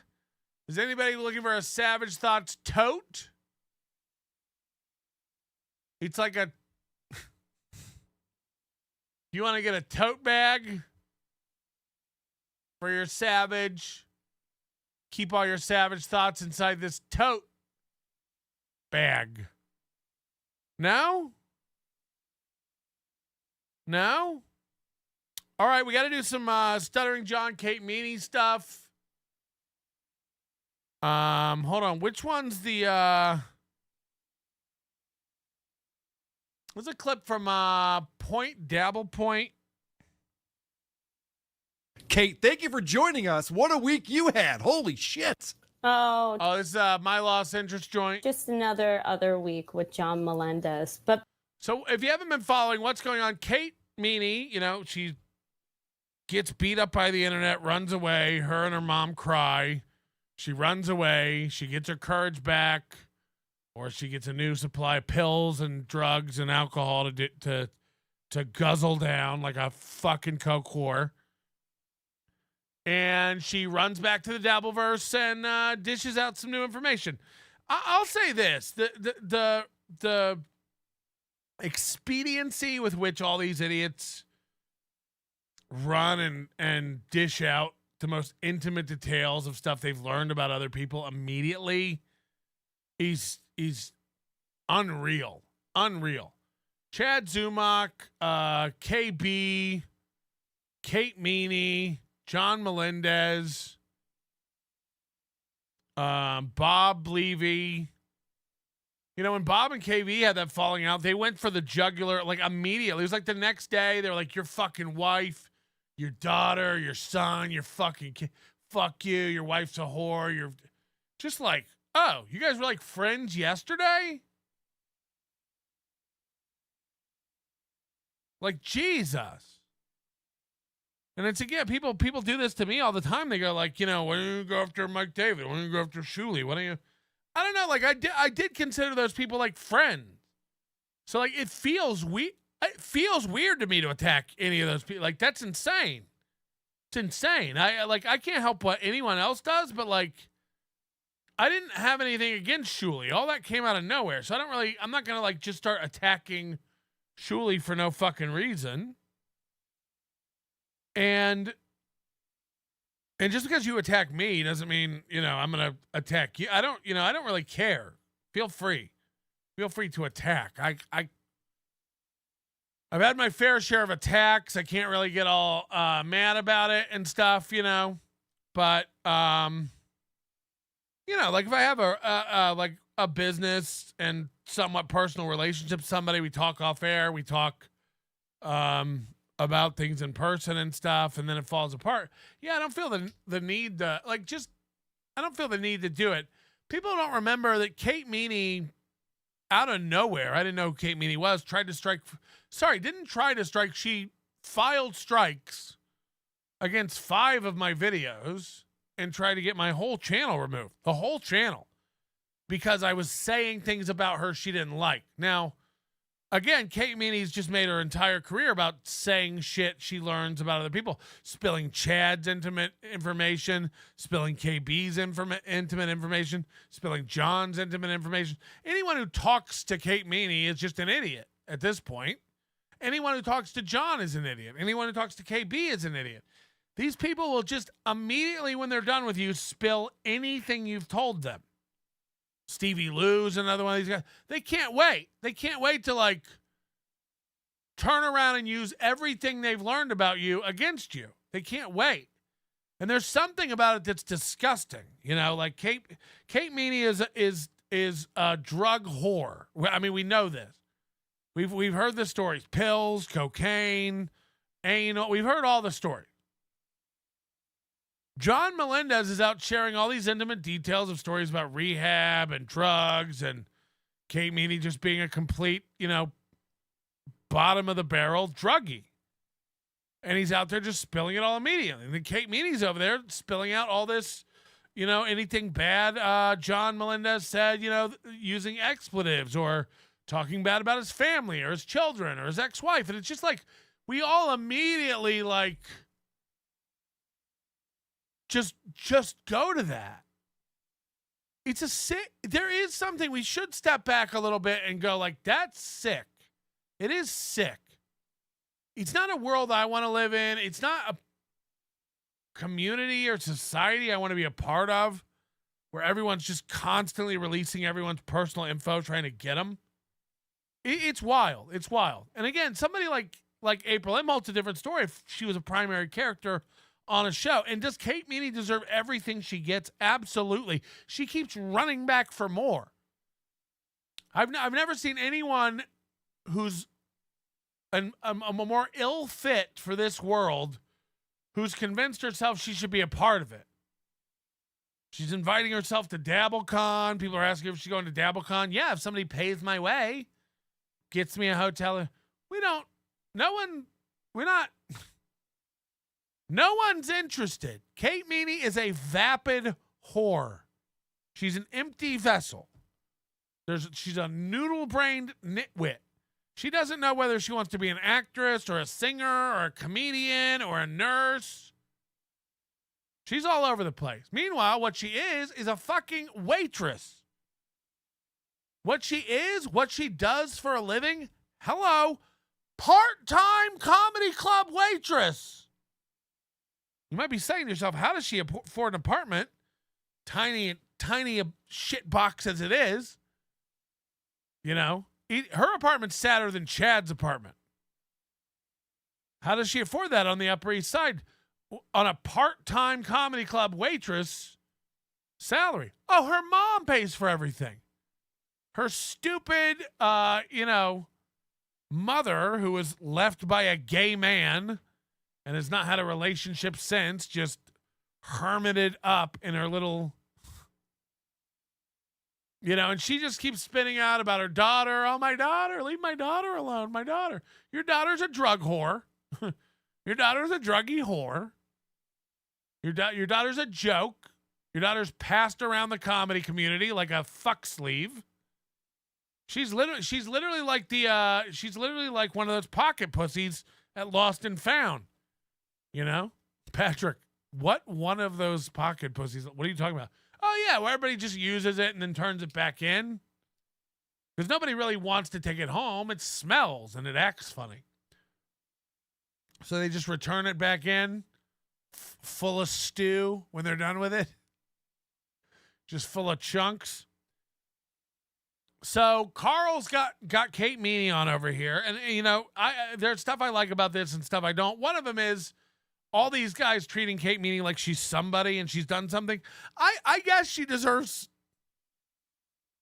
kudos somewhat for recording Stuttering John in secret, I guess. Anyone can do that. So she has a bunch of tapes of Stuttering John talking shit about his family, anti-trans stuff, using the F-word gay slur and all this type of stuff, and she recorded him in secret. And now she's going to release it all to make herself seem valuable to the Dabbleverse community. The problem is you're not valuable. Everyone's going to take what you have to give, and then they're going to toss you back out. You're not interesting or funny, Kate. The sad part about this is she thinks she is, and she thinks like doing things like this to ingratiate herself to the Dabbleverse community somehow give her, credibility among. Kate, you're not good. You're not funny. You're not interesting. There's a reason why every time you're on a show, it has the only thing you have to offer is sex stories about yourself or something you did to someone else like Stuttering John to try to make yourself more popular. In a way, the fact that she did this makes me dislike her even more. It's just disgusting. It's pandering. It's nonsense. And then Carl and Shuli have her on, Point Dabble Point, of course, because she got Stuttering John. There's going to be a big laugh. And, and I do get it. I'm not trying to take away from she got John, but anyone who thinks this conflates this with like giving Kate Meany some sort of credibility or value in this community, it's misguided at best. By the way, Carl, I know You did it again. Carl asked me last week if I wanted to be on Point Dabble Point. And I was like, I got to do 2 shows Friday. So I can't be doing 3 shows Friday. I'm still trying to get caught up with all this aftermath hackamania stuff still. But then I turn on Point Dabble Point and it's Shuli again. Stop trying to trick me into going on shows with Shuli, Carl. One other time he asked me to be on Point Dabble Point. And again, I'm not really a John guy, so I don't know what I'd have to offer. I don't really have a lot of John opinions or stories. I don't know the guy. I don't care. I really don't. But Shuli was going to be on there and you wanted me on? Come on. Stop trying to hook me up with Shuli. Stop trying to hook me up with Shuli, Carl. Leave me alone. What's the deal? I pop on there and then you pop Shuli on too? Or Shuli's already on and I pop on and it's like, fuck, you got me. What am I going to do? Shuli's always on Point Dabble Point. He's the co-host. That's not the way it used to be. Shuli used to host it one week and Carl would host it one week and he would alternate their channels and stuff, right? But it also used to not be a clip show and now they show clips. It was going to be a roundtable discussion about Stuttering John. We weren't going to show clips. They were just going to recap the week. But now it's just another Stuttering John clip show. If you ask me. Anonymous, can you move your head a little more so Shuli is completely blocked? Thank you. Why? What was going on? Oh, like this? Oh, like that? Oh, yeah, like that? We'll work on it. Shuli's an untalented hack with no talent. You already said that part. I don't know. I don't want to keep being tricked into. And look, I know I go to DabbleCon. Shuli's going to be there. I don't have a I'm not unable to be in the same room with the guy. But like, we have an issue. So like, there's not going to be a thing where like we both pop up on a stream and everything's going to be all cool all of a sudden. Stop trying to get me on. Before we, get to me. So that's that right there, that little affect shows you who she is. She thinks she's like hot shit. Meanwhile, she's Summer Sinclair. She's April Brooker. You hear it in her voice. I'm Summer Sinclair. I'm from New York. I'm here to audition for the part of Vanilla Pieces of Shit. Okay, before we get to me, you hear it in her voice, her little shitty New York attitude. The minute her mom's money's gone, this bitch is on the streets. A week with John Melendez. But before we, get to me. Before we, get to me, she's the big star of the show. I've been recording John Melendez for weeks, told everybody about it, everybody knew. But now I'm a big star and I'm in demand because I've got all these tapes of John. I'm not kidding you. I don't care. This doesn't impress me. And again, a little bit of it, I find it sick. A little bit of it, I find it like, what are we doing? Yeah. Somebody told me I should read out this message to John. Okay. I'm not here to play games anymore. By the way, when you have to read a threat like this, an intimidating little soliloquy like this, the only thing that can make this gayer and less threatening is if you're Mersh and you put that red background and that shitty music behind it. Let's hear you read your threat, honey. Okay. I'm not here to play games anymore. He is now going to face consequences and repercussions that he will never be able to recover. And by the way, she went to private school, $50,000 a year. I didn't know that you learned to read staccato.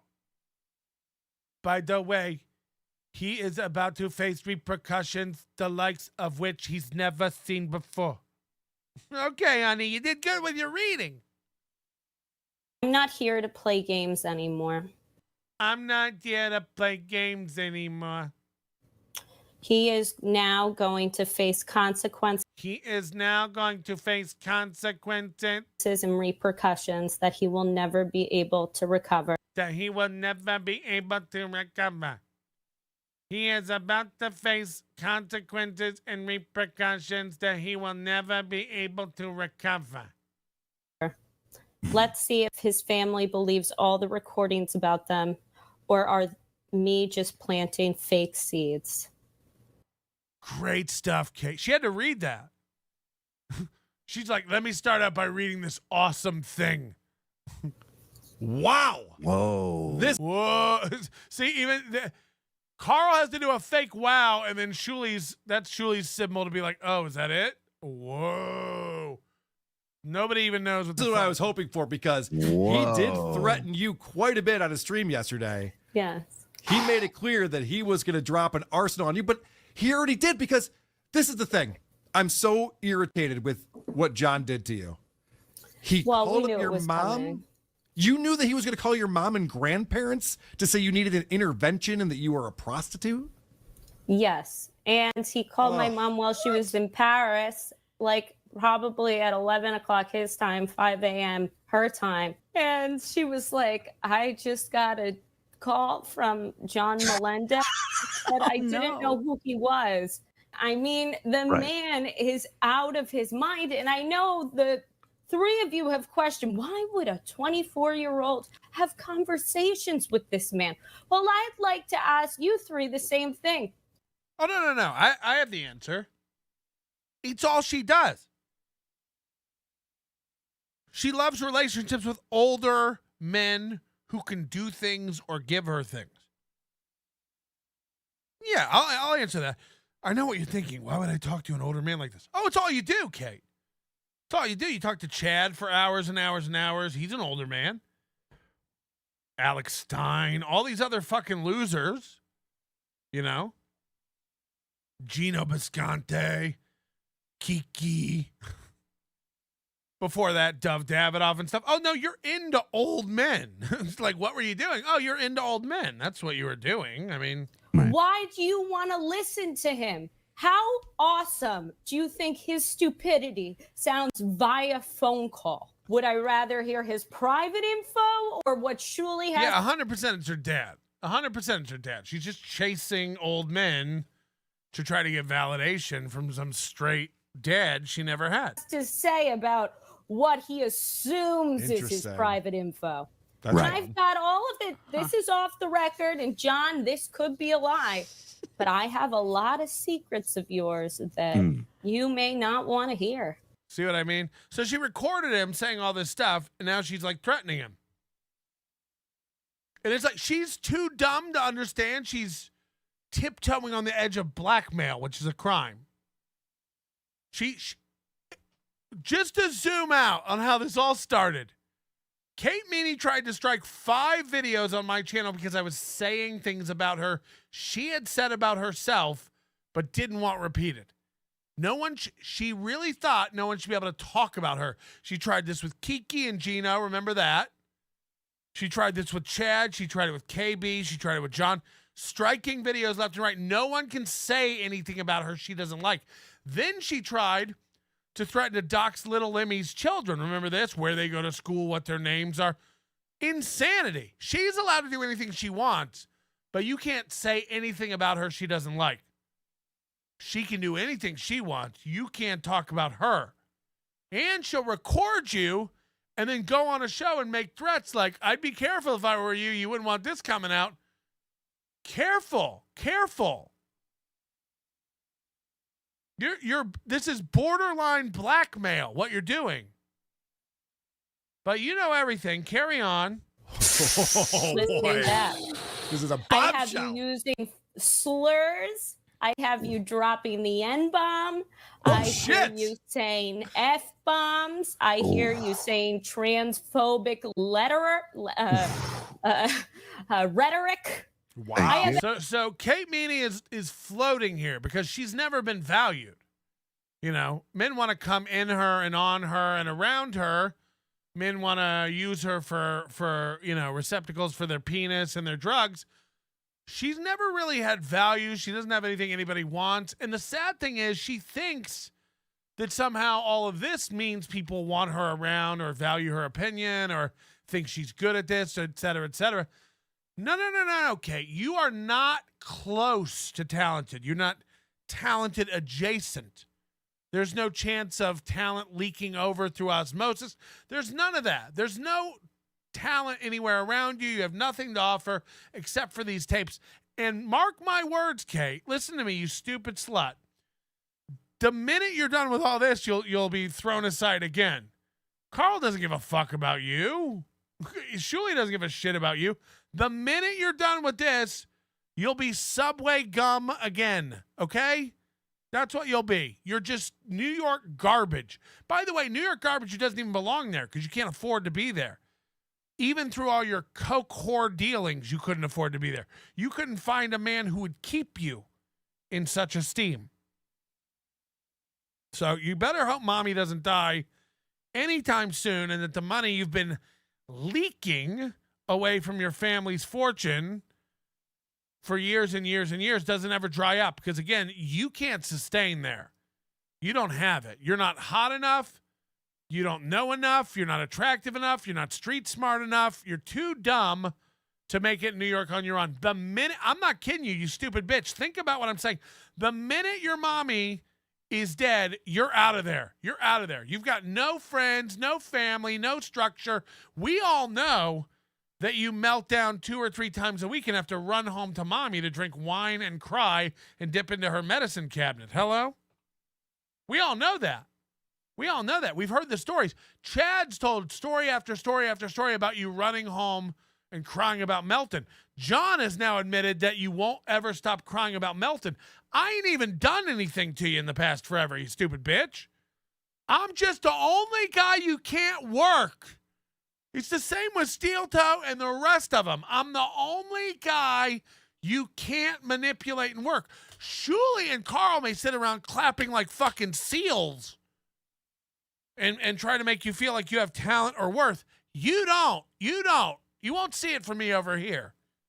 I'm not. I saw somebody was like, wow, now Carl loves Melton and Melton loves Carl, and now Carl's friends with Kate, so Melton loves Kate. And this is, I don't. I think Carl and Shuli look silly. This is a stupid bitch. And by the way, you're hurting her. You're hurting her, dragging her into all this. Humoring her with all this. Letting her become a part of this world again to be kicked out. How many times are we going to watch her get bruised and run and hide behind her mom and suck down enough wine to get enough courage to stick her toe back in the Dabbleverse? We've seen enough of it. We've seen enough. Let her go. Let her go. I mean, look, she doesn't deserve any of this. But she's a dumb, stupid bitch who just keeps getting into trouble she shouldn't be in. And dragging her in here, making her feel like she has something to offer, or she's part of this, or she could be witty or funny, or add to a show. It's stupid. It's so dumb. She's not good. She's not interesting. She's not poignant. She's not thoughtful. She's not intelligent. She's not logical. She doesn't have any sort of angle on anything that's compelling. Let's stop acting it. What does she have? She has recordings of John you want to hear. That's it. That's it. Be honest with her. At least be honest with her. Don't pretend like when these recordings are done, we'll be having Kate on every week to get her opinion. You won't. You won't. The minute she runs dry of this, she'll have to run and get something else to bring. Because there's nothing there. Kate, in and of herself, is nothing there. Same with Chad. Chad has to bring Nick to KB. You know what I mean? Chad loves having everybody's number and being the guy who can facilitate hooking people up because Chad doesn't have anything to offer. Nobody's booking Chad in a comedy club. I mean that. By the way, not a joke. There's no comedy club in the country booking Chad Zumach. No, Swartzen will get him in to open. Florentine will get him in to open. You've seen the tapes. No comedy club in America is hiring Chad Zumach from his work. What's the good tape? Even Chad himself keeps putting up videos from like 10 years ago. He don't even have any good tapes of him. I showed you the most recent one from Arizona. We'll show you the one from Utah. We'll show you one from Utah if it comes in. I haven't got it yet. I got a guy who says he has them. You see what he's doing out there on the road. Nobody's hiring the Mud Shark. He's trying his hardest to get back into being a part-time feature. I only have one thing to say to Kate Meany. I'm single, and I have an empty chair in the basement. I mean, studio. Chair demon. Hey, buddy, we had to touch Kate with kids' gloves because she is soft, and we wanted the tapes. I know. I get it. The soft spot on Kate's head never really closed. That's why she reads like a tard. Kate Meany talks like I do, but more robotic. That's because she has now soul, while mine takes its last breath every sentence. So she gets to be puffed up on this show and pretend like she's somebody and above everybody. It's just sad to watch. It's sad to watch a woman who doesn't know. No one respects her. No one values her. And the minute she's out of stuff to give, she'll be tossed right back. Everything, John. I have everything. I have you calling Susanna a cunt. I have you talking. This isn't even like we all know this too. It's like not even. She's too dumb to know that what she has isn't that big. About sending cocaine to Florida that you picked up at the pub from some grifter. So I know it all, John. I know everything in your All life. right. And if you want to go to my mother, go ahead. Congratulations. Kate, that's blackmail. That's a crime. You can't do that. You can't say, I have all this damning stuff about you. If you do this, I'll release it. You can't do that. This girl went to private school.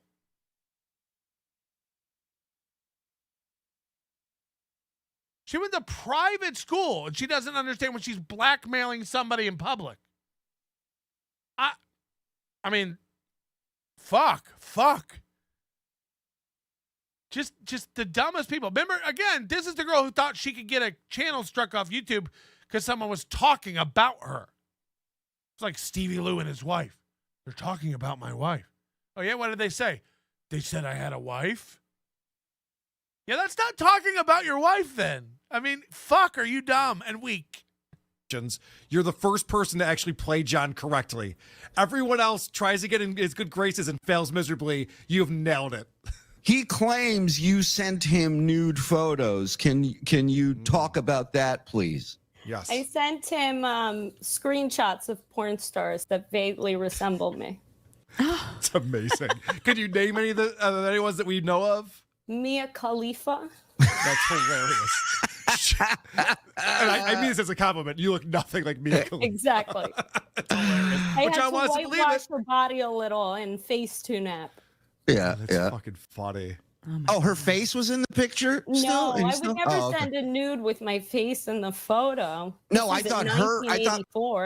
I thought Mia Khalifa was in her face was in the photo, maybe, but Hold on. Somebody's saying it's not blackmail? I have this damning stuff of you, and if you do something I don't like, I'll release it. That's not blackmail? Okay. I've been wrong my whole life. Apologies to Angry Chair. I didn't know what blackmail was, and that's not blackmail. Got it. I'm done arguing with everybody. You're right. I didn't know, everybody. All right, never mind. It's not a crime at all to put out somebody's stuff. You're right. It's not blackmail.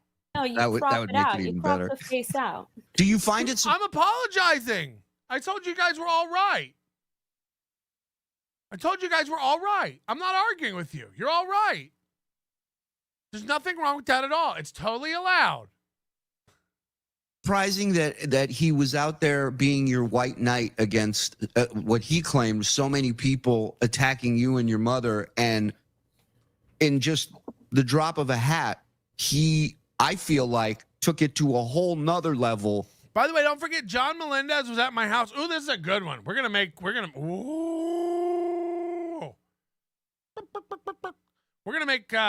John Melendez apologize to me. Clippers.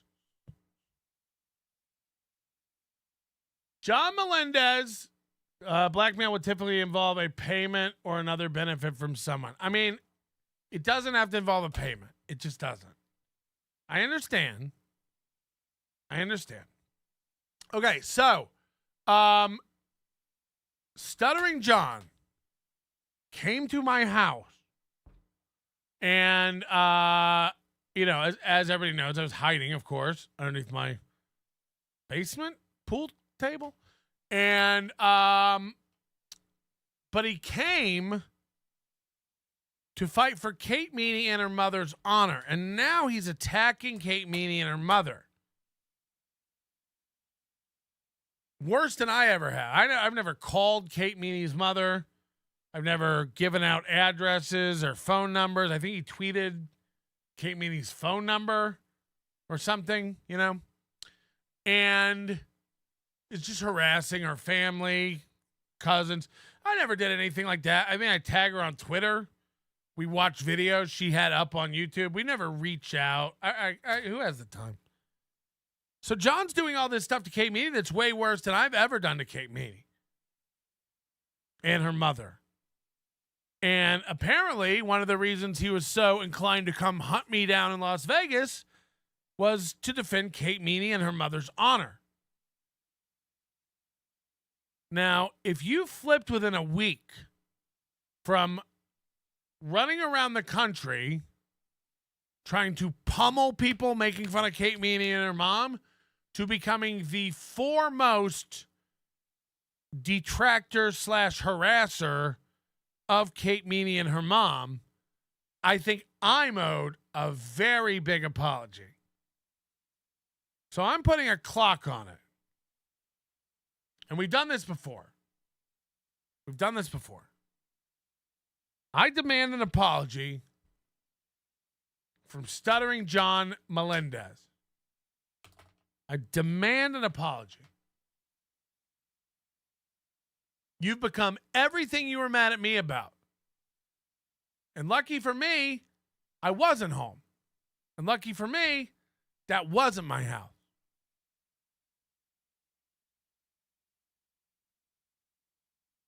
But you have until next Monday, 1 week from today, John Melendez. You have 1 week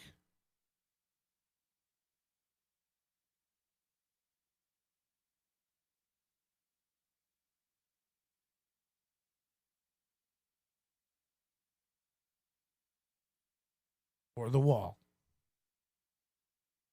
And this time it's your mom. That sweet, sweet old mom. You still mocked his kids. He gave me permission to mock his kids, so we're done with that. But I will be putting that mom up on that wall, and believe me, there'll be a hole.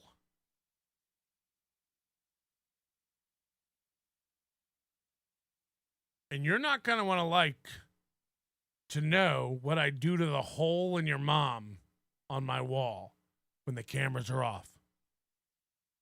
Maybe you'll just notice it. After a couple days, the hole will get ragged and bigger, be wet. The color will start to fade off that old mom. Just because I'm up there against the wall, just...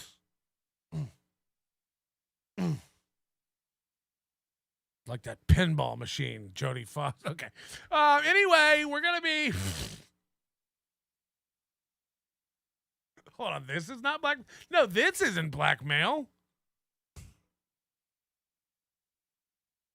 1 week. 1 week. I want an apology. Or I'm putting your old mom up on that wall. And boy, oh boy, have you seen his mom? She can't stop walking into his shot.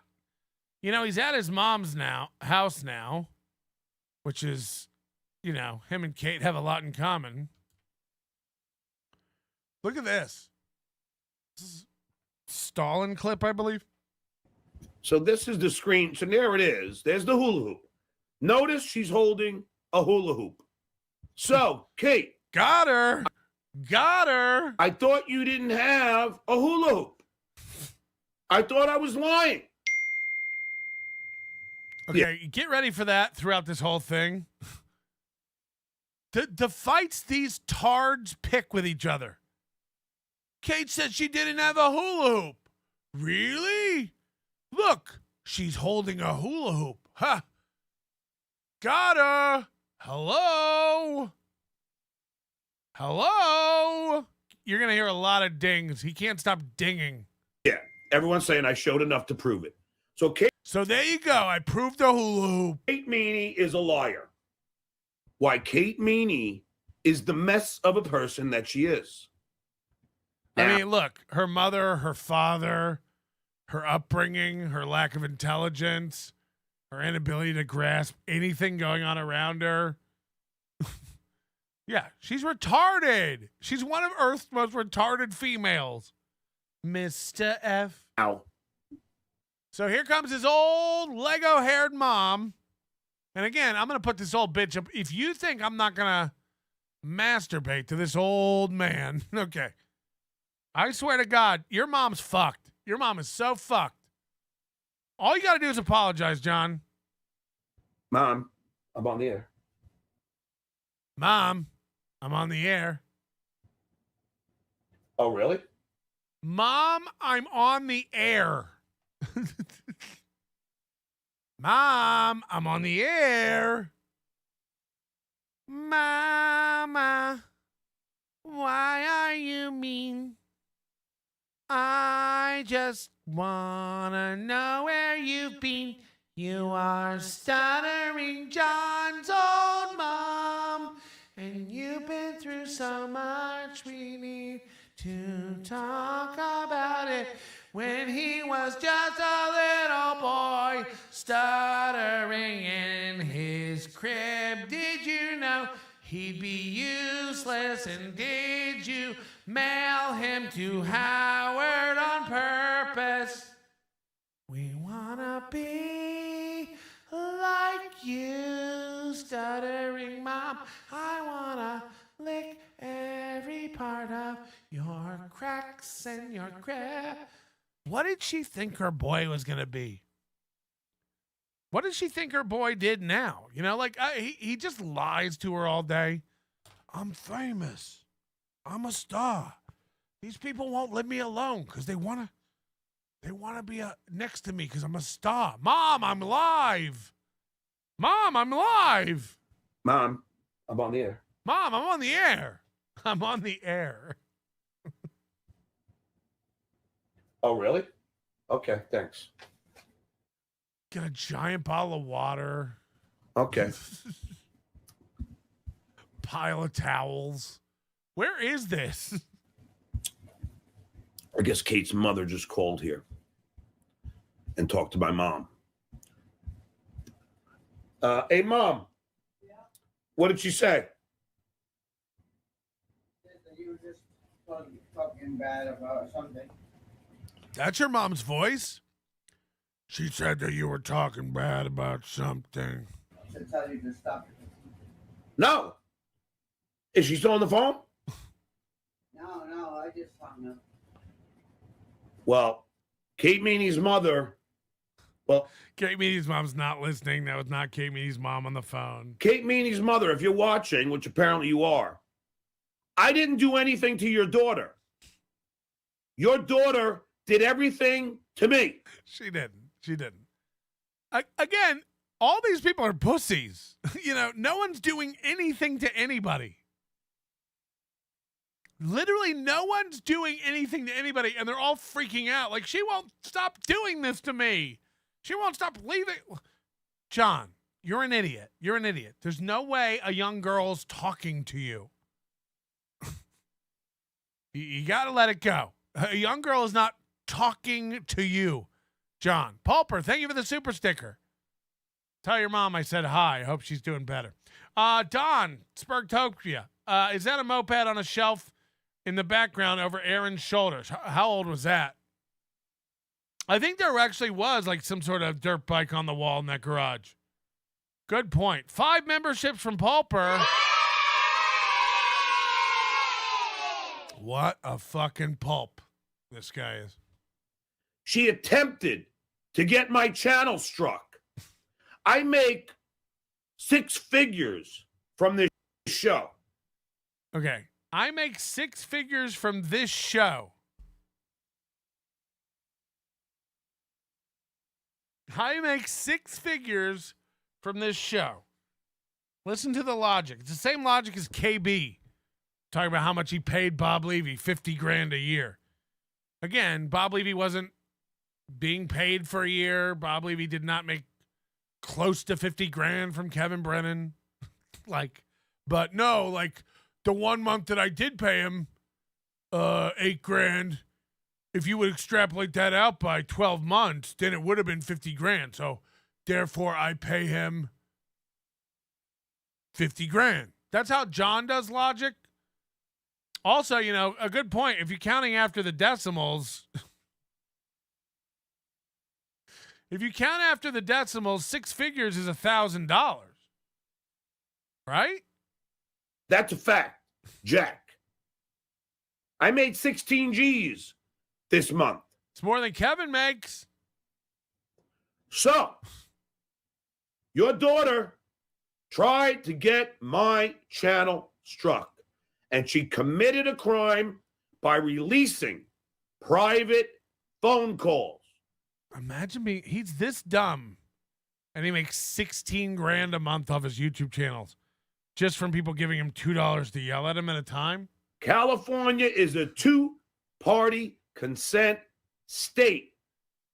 Okay, so another 60-year-old man who's made it this far without understanding how anything works. Kate was in New York.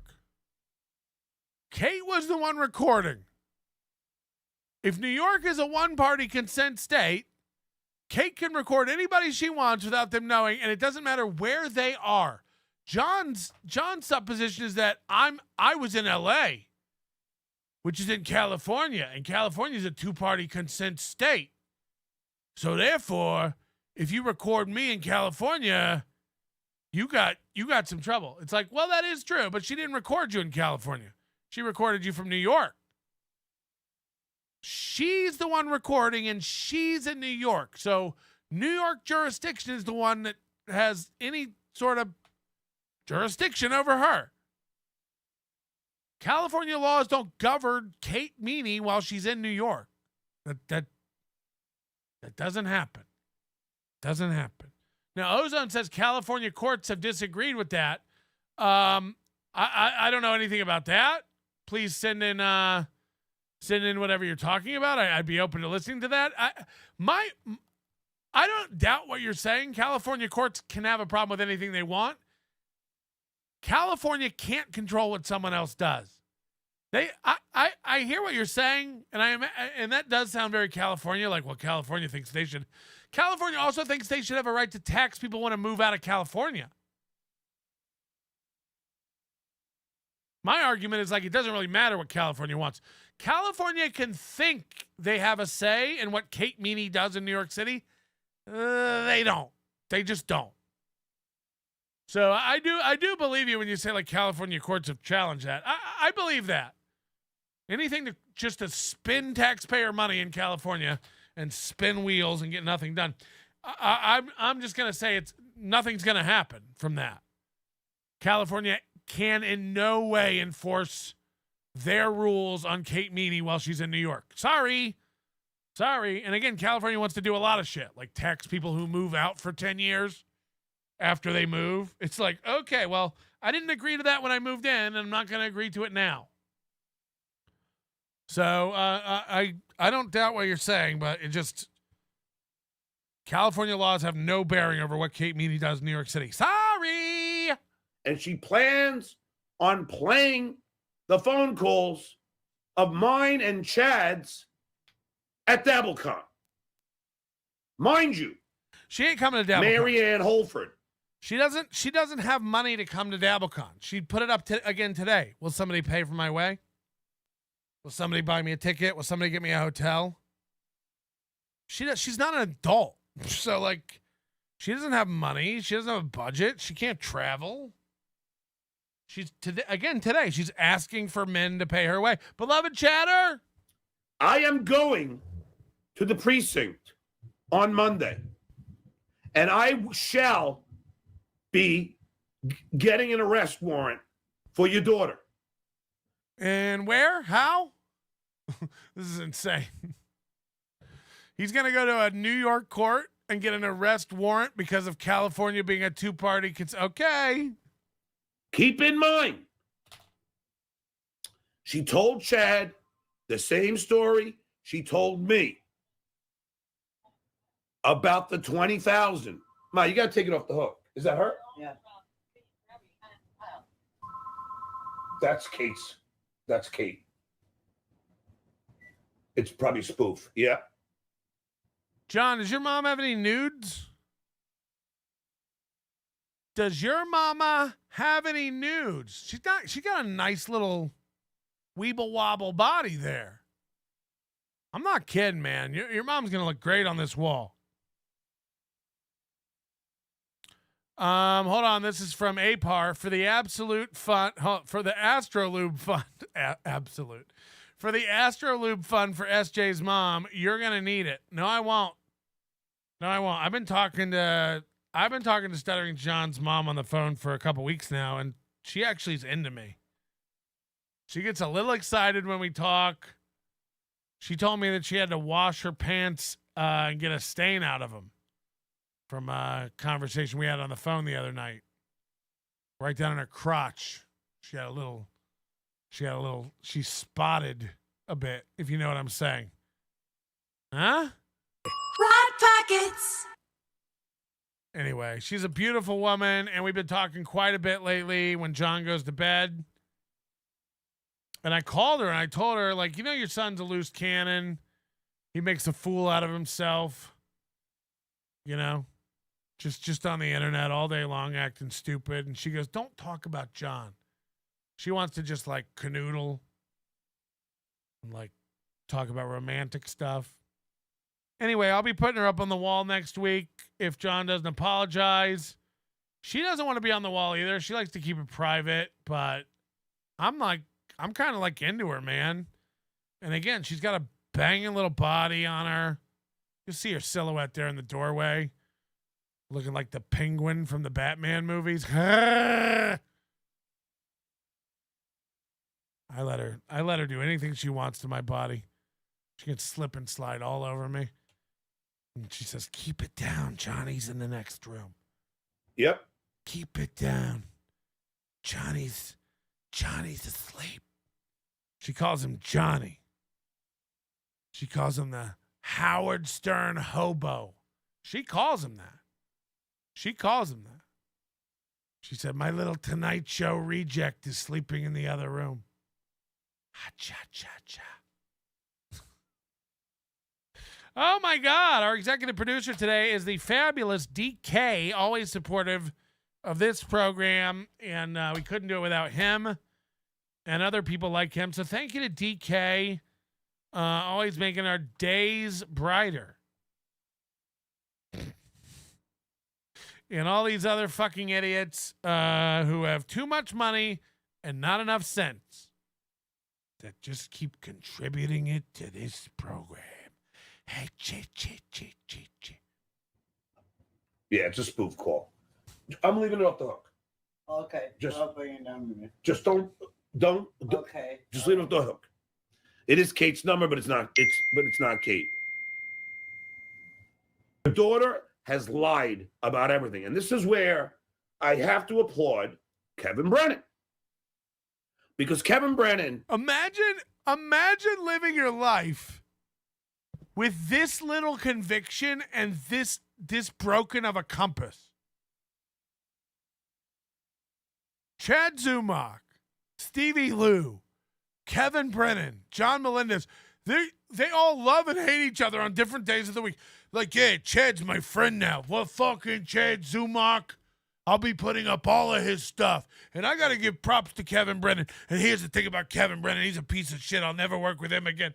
And Stevie Lou, you're a bitch and you're off my show. Proud to have Stevie Lou back here to stick it to Kevin Brennan. Oh, wait, you teamed up with him? Oh, Chad's on now to stick it to Kevin. Oh, wait, Chad's on Kevin's show? Fuck Chad Zumach. I know.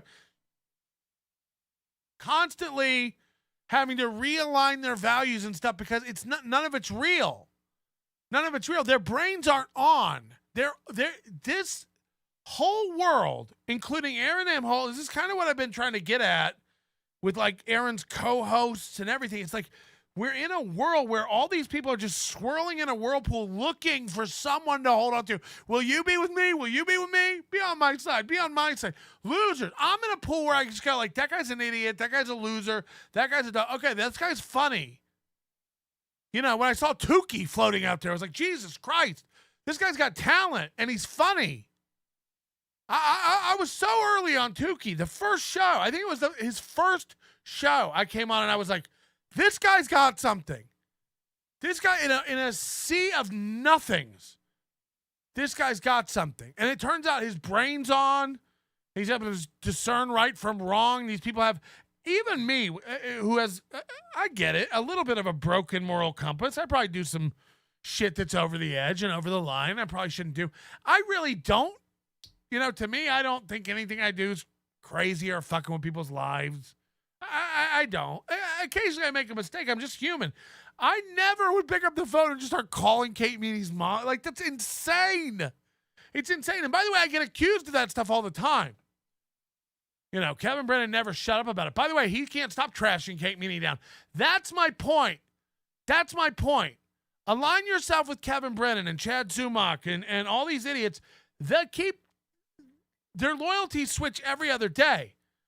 Remember, Kevin Brennan went to the death defending Kate Meany and her mom to me. Now he's like, everyone hates Kate Meany. Everyone says she's stupid. She's a dumb whore. Well, I'm glad you fucking went to bat for her and put everything on the line, idiot. It's just like all these guys are dumb as fuck. John Melendez is willing to go to someone's house and fight them because they're talking about Kate Meany. 3 days later, he's talking shit about Kate Meany, harassing her, doxing her mom, calling her mom in other countries, trying to give out her number on Twitter and stuff. Hello? These guys are fucking broken. They're all broken. I unwaver. I don't waver. Get mad all you want. Chad's a dumb idiot, a loser. We'll never be working together. Hello? I'm not interested in working with KB or John or Kate. They're idiots. They're perma-idiots. Next week, Kate Meany will be on KB, sticking it to Shuley. Next week, Carl will have John on, sticking it to Kevin. Next week, Chad will be on KB, sticking it to John. Then he'll be on John, sticking it to KB. Then they'll both be on KB, sticking it to Kate Meany. It's chaos. And I get it as a listener. I know why you like it. I know why you watch it. I understand, entertainment-wise, mwah. But I've had about enough of people telling me I don't have a compass and I'm broken when all I do is be consistent about it. I don't come on here from 1 week to the next telling you Chad's an okay guy. I don't come on here 1 week to the next telling you that KB's all right if you... all these guys are entertaining, and that's a separate issue, but they're all broken bitches. They're all broken, desperate bitches. I'd never seen anything like KB last week on Friday alone going like, all these guys just keep having to get new people because he keeps pissing people off and there's no loyalty and he's just sitting there doing a show alone. Fucking pathetic. And it's like, hello, KB. Hello. I mean, how dare KB say that about John? How dare John say that about Chad? These guys are all desperate losers with no friends who have to keep switching loyalties and getting new people on because they're mentally insane? Yeah. Guess who was my friend a year ago? Tukey. Guess who's my friend today? Tukey. Guess who I got along a year ago? Carl. Guess who I still get along with? Carl. I have no reason to... Guess who told you KB was a piece of shit before he got involved with him and told you everything that would happen before? The reason I'm not mad and hold a grudge at KB is I don't need KB. I don't need another man. I don't need a dad. Chad does. John does. Stevie Lou does. Kate Meany does. That's why they keep going back to people that hurt him over and over again. Is Pat Nixon running back to Kevin Brennan? No. I don't think Pat Dixon needs a dad. Maybe he does. Hello. Pow. I don't know what to make of it, man. O.P. Melendez, what caused the latest spat between John and Kate? No, well, Kate was playing him the whole time. Again, we've known this for weeks. Kate was playing John the whole time. Kate got close to John, and she's been recording him for months to fuck with him. That's what it was. And Kate did this to ingratiate herself to Shuli and Carl and the Dabbleverse so that we'll think Kate's good and we'll stop picking on Kate. But again, Kate's too dumb to understand that, like, once we eat everything she's prepared for this meal, we'll eat her. And not because we like eating out young drug addicts. It's just because there's nothing there. Kate, I hate to tell you, this doesn't make you poignant or interesting or funny or talented. It doesn't. It makes you the dumb bitch who John thought he could fuck for the first quarter of 2024. That's it. $20 super sticker from Corndiff. That's fucking amazing. Thank you, Corndiff. Opie Melendez says, will Melton allow John's mom to strike his hunchback? John's mom can ride it. I'll put a saddle on it. My pony is waiting. Come in. Jump on it. I don't know the. Opie Melendez says, meant to say stroke. Oh, hold on. Will Melton allow John's mom to stroke his hunchback? Of course. Of course. Why wouldn't we? Dolores Torres 70 giving 1 membership. And look at this. Jason Bentley with 20 gifted memberships. What a guy. I've made a huge mistake. Also, I'm trying to get Jason Bentley and Rocco to come to Scotland. Trying to get them to come to Scotland after the DabbleCon. Because I'll be, I'll be your crying shoulder. But John calls Chad, and they both talk about Melton. They're like, yeah, Kate Meany never shuts up about Melton. Again, I haven't made fun of this bitch in forever, but apparently I broke her good. She still cries about me and things that I've done to her. Jesus Christ. And again, I think she knows I'm the only one you can't break. You can't get me. I'm going to be honest about you. You're not good. You're not good. Corn Dev with another 5. So thoughts on the new Big Cheez-It Tostada from Taco Bell. Maybe we'll leave with that today. What the fuck? I don't even know what that is. The Big Cheez-It Tostada? So this... Is that real? Big Cheez-It Tostada. Oh, like Cheez-Its. Tostada? Oh, no. Oh, no. What the fuck?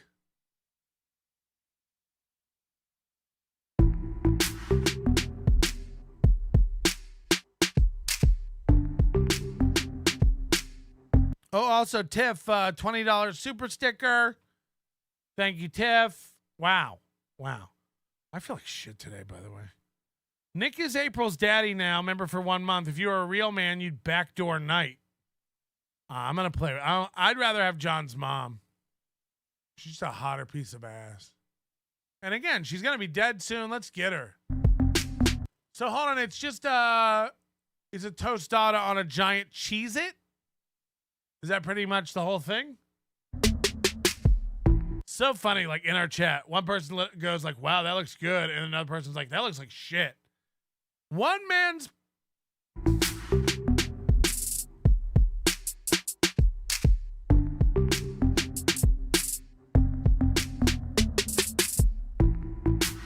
All right, we get it. You're making a thumbnail. Which is the Big Cheez-It Tostada. Now, this does not look easy. Oh, you can get a Crunchwrap Supreme with it? What is this? What are we doing, Taco Bell? To eat. I've held off watching any other reviews on it, but definitely check out my review of the... Yeah, it's like the Super Bowl. I don't want to see the score. Guys, don't even tell me if a Big Cheez-It Tostada is good. I don't want it. No spoilers. No Crunchwrap version. We're going to check it out. A huge Cheez-It cracker with all the Taco Bell goodness on top. Cue the intro. What was the rest of it? Got out early and said, oh, I forgot the shave. We got some cut through it nicely. thickness of a tostada, have the ground beef, the 3-cheese blend, have the tomatoes and the lettuce and low-fat sour cream. In the crunch wrap, Use all the sour cream and Taco Bell low-fat sour cream because that's hilarious. instead of the 3-cheese blend, they used nacho cheese, and that made it really soft. Oh, it was soft. All right, let's get this out of the box. By the way, this is Corn Diff. This is what he looks like. This is his channel. Go subscribe to Corn Diff. This is Corn Diff. This is what he looks like, and this is his channel. Be careful. I'll show you a close-up, and then I'll do my best to see if I can get the flavor of the Cheez-It and not spill everything all over myself. So let's check it out. All right, so that close-up is going to have to come with the footage of me taking the thumbnail, because as soon as I went to pick this up and I was so gentle, it broke in 3 pieces. It broke over here and it broke over there. So maybe I can, let me just steal a corn right here. Cheez-It nachos sounds interesting. I'm listening. To give you an idea, that's a corner of this huge Cheez-It. I went into this knowing it was going to be hard to eat. I'm not understanding this. The thing is, like, Cheez-Its alone, like, after you eat 4 or 5 Cheez-Its, you have that whole chemical processed cheese flavor coating your mouth. It's like, it's so salty and so, like, processed. It's like, the beauty of a tortilla around a taco is that it's plain. It's a vessel. It's got the crunch. It's got the subtle corn flavor.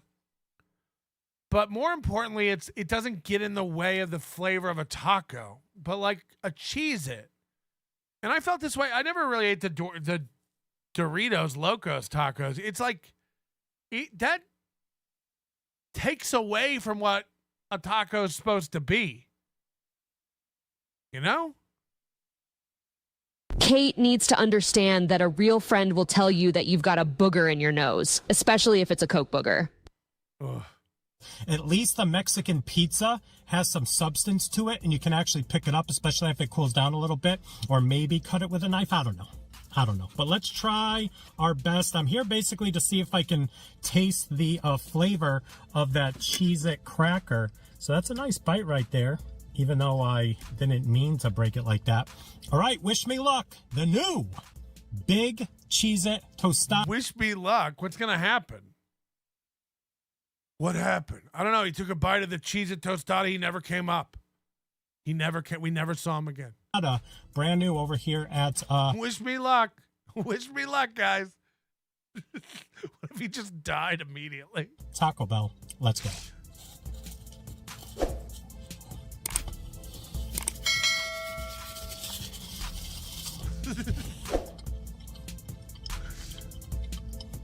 Wish me luck. Did you make it? Did you make it? You can definitely taste the cheese dusting better in the tostada than with all of the other ingredients going on. Okay, I think it's gross. My conclusion is it's gross, and don't we have enough tacos, really, when you get down to it? Waiver member for 13 months. Fun times with Patrick and Pulper 80 and B Smiley. There we go. Just the 4 of us. Just the 4 of us hanging out, having fun. Being fun, having a fun.